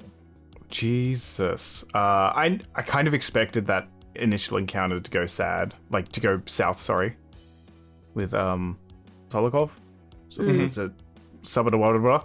Yeah, sardine. And I kind of expected that to happen in the end, only because there was no way we were going to get away without having to maim one of our our teammates. That's not going to happen. Yeah. Like, there was no winning there. And I was like, okay, we're going to have to try and do something. And then he tried to run away like a little bitch. Yeah. He did try to run, little didn't he? piss baby. What a I'm little glad he's bitch. dead. Also, he was so much more nimble than I was expecting for a big fat man. Like, he was jumping around like it was nothing. Well, he was also as well, remember, he was just like pulling that cart himself as well when you I first understand. met him. Strength does not equal speed. That they are two different things. Oh, no. He was a lot look. Oh, I'm not gonna get into it as to why, but yeah, okay, yeah, it's something. I'm just gonna say it's something. And also, we got a lot of magical items. We got a lot of loot. I can't wait to see what that is. Maybe after this weird encounter with people I holding know. bows and arrows to our heads. If they don't rob us. So, If they rob us, I'm gonna quit the campaign. I can't lose everything. so that's a total of 10 magical items, and I got a ring. then God damn. possibly the etched up. Yeah, so one of the magical items is a ring. There's also the etching. The etching of the for the summoning of that horse, and whatever Gimbal Gimbal also has picked up. something, yeah. Yep, and Sokolov's gun. Oh, and yes, the gun too. The alpha version of Annie's gun. Mm-hmm. So the alpha version. It's interesting to see on where this is going to go. Now that everything seems so ever so normal. I try to recreate that whole thing with the deer again, but this time it's just a normal. Yeah, no, that was a really deer. good comparison. And like, I love the unease that you're all feeling because you're all like sort of grown accustomed to what it's like here in Matusia in the Expanse, and then like for having things back to like that is not Matusia, like you're like, what the fuck's going on? What do I do? This isn't right. Like so. It seems paranoia is setting in. It's So a trick. very We're going to good. get killed. Like, it Very can't be good. normal. I also love that, yeah, we've got, what, Sokolov? Sokolov. I can't say his name. Sokolov's gun. Is it like Chekhov's gun? Is that what this is going to be? No, but I was disappointed that I didn't name him Kalashnikov instead. So I would have said, you got Kalashnikov's gun. Is that a gun in Destiny? But yes. Sounds like it. So for those who don't know, Kalashnikov is the one who created the AK-47, and yeah, and the rifle is also called the Kalashnikov. So Nerd. I like guns. I just like knowing about them. But yeah, I like the sirens that called in. So a little thing about that was the noise it makes draws in those creatures. And I liked how it was just like once it was like kind of broken, it's just like, okay, bye. Bye. See you later. Also did like Annie's monologue. That was so good. It was so that monologue was so fucking good till you rolled the dice. Yeah, I was gonna say the dice roll ruined it. As always. Annie's back, baby. Annie's back. No, I didn't want her to. Oh, jeez. Man, oh man, I did enjoy that session. That was very fun. I am just very much excited. Like, Gimbal was far more quiet this episode too. Within reason. But I want to see on where you guys take this, because now heading towards Jakar, what this place may be, and also still needing to head to Fuldoon. I'm very excited. Very, very excited, guys. Bloody Raina, though, he carried that fucking conversation at the beginning. Like, we With the probably would have accent? been instantly being Yeah, shot in the you face. did. Like, Annie would have been shot in the face, like, pretty much instantly if you didn't, like, Oh, keep that was him so talking. good.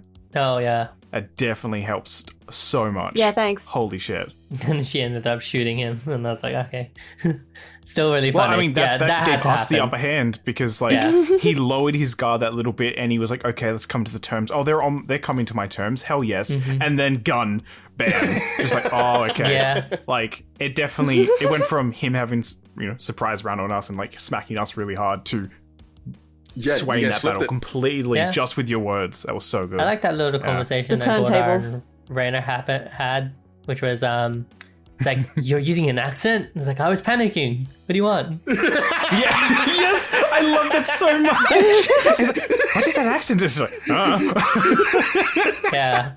The fact is, I was panicking is a highlight for me. That was so good. it was so good. Man alive. All right. Jeez. So I'm curious, before moving forward, if you guys have any theories. Nothing really off the top of my head. I'm just going with it, seeing where we go. I'm keen to see how it turns out. I'm wondering if this town that we're now encountering maybe has like an actual pillar of protection, Okay. or like some kind of ward or like something. real defense mechanism. Yeah, like a ward. I'm also thinking that maybe this place that we're visiting, maybe even Fuldoon, it is just trapped in time. Like maybe it's just like the same day that's repeating cool. over and over again. Sort of like a Groundhog Day. So it's not that by his reaction. Yeah, Could- yeah, could damn. be. You don't know. Snaps Am I fingers. doing a Crud. bit that it is actually what Bella is saying, and I'm just reacting? Cool. That was too genuine. That was too genuine. As he goes back into his notes and it's just like copy all, delete, start typing again. I think my theory is that like a cyclone, we're in the eye of it, so there is no. Oh. Everywhere else is kind of Interesting. magically static, and then this is the one place because we're right in the eye of it, so Cool. this doesn't have it. That is interesting. I too have a theory, and my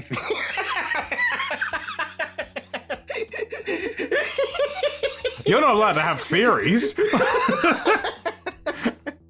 And your theory will be revealed in the following episodes. Wow. Wow, guys, we're all writing the story. well, that's the idea, isn't it? Isn't that what D&D is? That's We all the write idea the behind story D&D, together. yeah. But in saying that, I think we need to wait. We didn't have a table talk last episode, Nope. Because I had so work. do we want to have? Yeah, but do we want to quickly just discuss that, because it was something quite heavy, and I honestly can't remember much, and I feel like without it being Yeah. right after the recording of the All episode, Yeah, sort of I like figured as much. genuineness of the discussion is like not really there. Like, I do remember that whole thing with Gimbal and then just Sokol off. And it's just...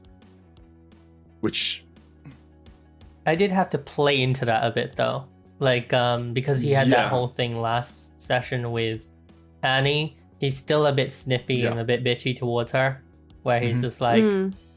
yeah, well, you missed, you know? Or, Hmm. like, Good fucking job, idiot. yeah, I don't think it's a place where he's like, I'm definitely not making fun of Bella, but Annie, he's just like, come on, dude. Annie is so easy to make fun of, and it pisses me off because I really want to play her as like this cool Which- retared badass character, but no, she's Look, I she's think just retired. It's alright, I'll make fun of Bella. I instead. too will make fun of Bella.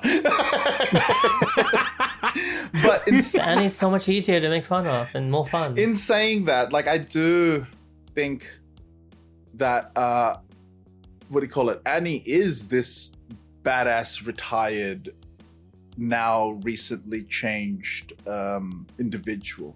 It's just the dice for the most part does not do you justice, and we have going off the excuse, oh, she's too old, right? That's why she had been failing. But now she's like really young. It's like, oh, now she's too young. There isn't that happy medium of like, which I think is very, very funny to me. But yeah, it explains a lot. So, you know, kudos to Annie. Don't give me that face. If for those who are listening, Bella's just got this massive frown on her face, and she looks like she's gonna Turn cry. that frown upside down. Yeah, turn that frown upside down. But for those who are listening, I will say that I am going to make Bella cry after this recording because it's what I do. Tears of happiness. Wow. Rob, you can really dab on Did that one. Rob dab? I missed it. Oh. No, I threw him in the bus there. He threw me under the bus because they can't see. Oh yeah, no, that was Slides. a very good dab. Ain't never any of you gonna see me do that shit. And in saying that, everybody say goodbye. We'll see you all. Yeah, there it is again. He just did it. He did it again. No, He hasn't stopped. Larry He just keeps did it. doing You'll it. never catch me. He just said you're never gonna see me do it, and he just did it. Goodbye. That's crazy. See ya. Bye. Help. Good night, Mrs. Akmonic. Who? Count us down.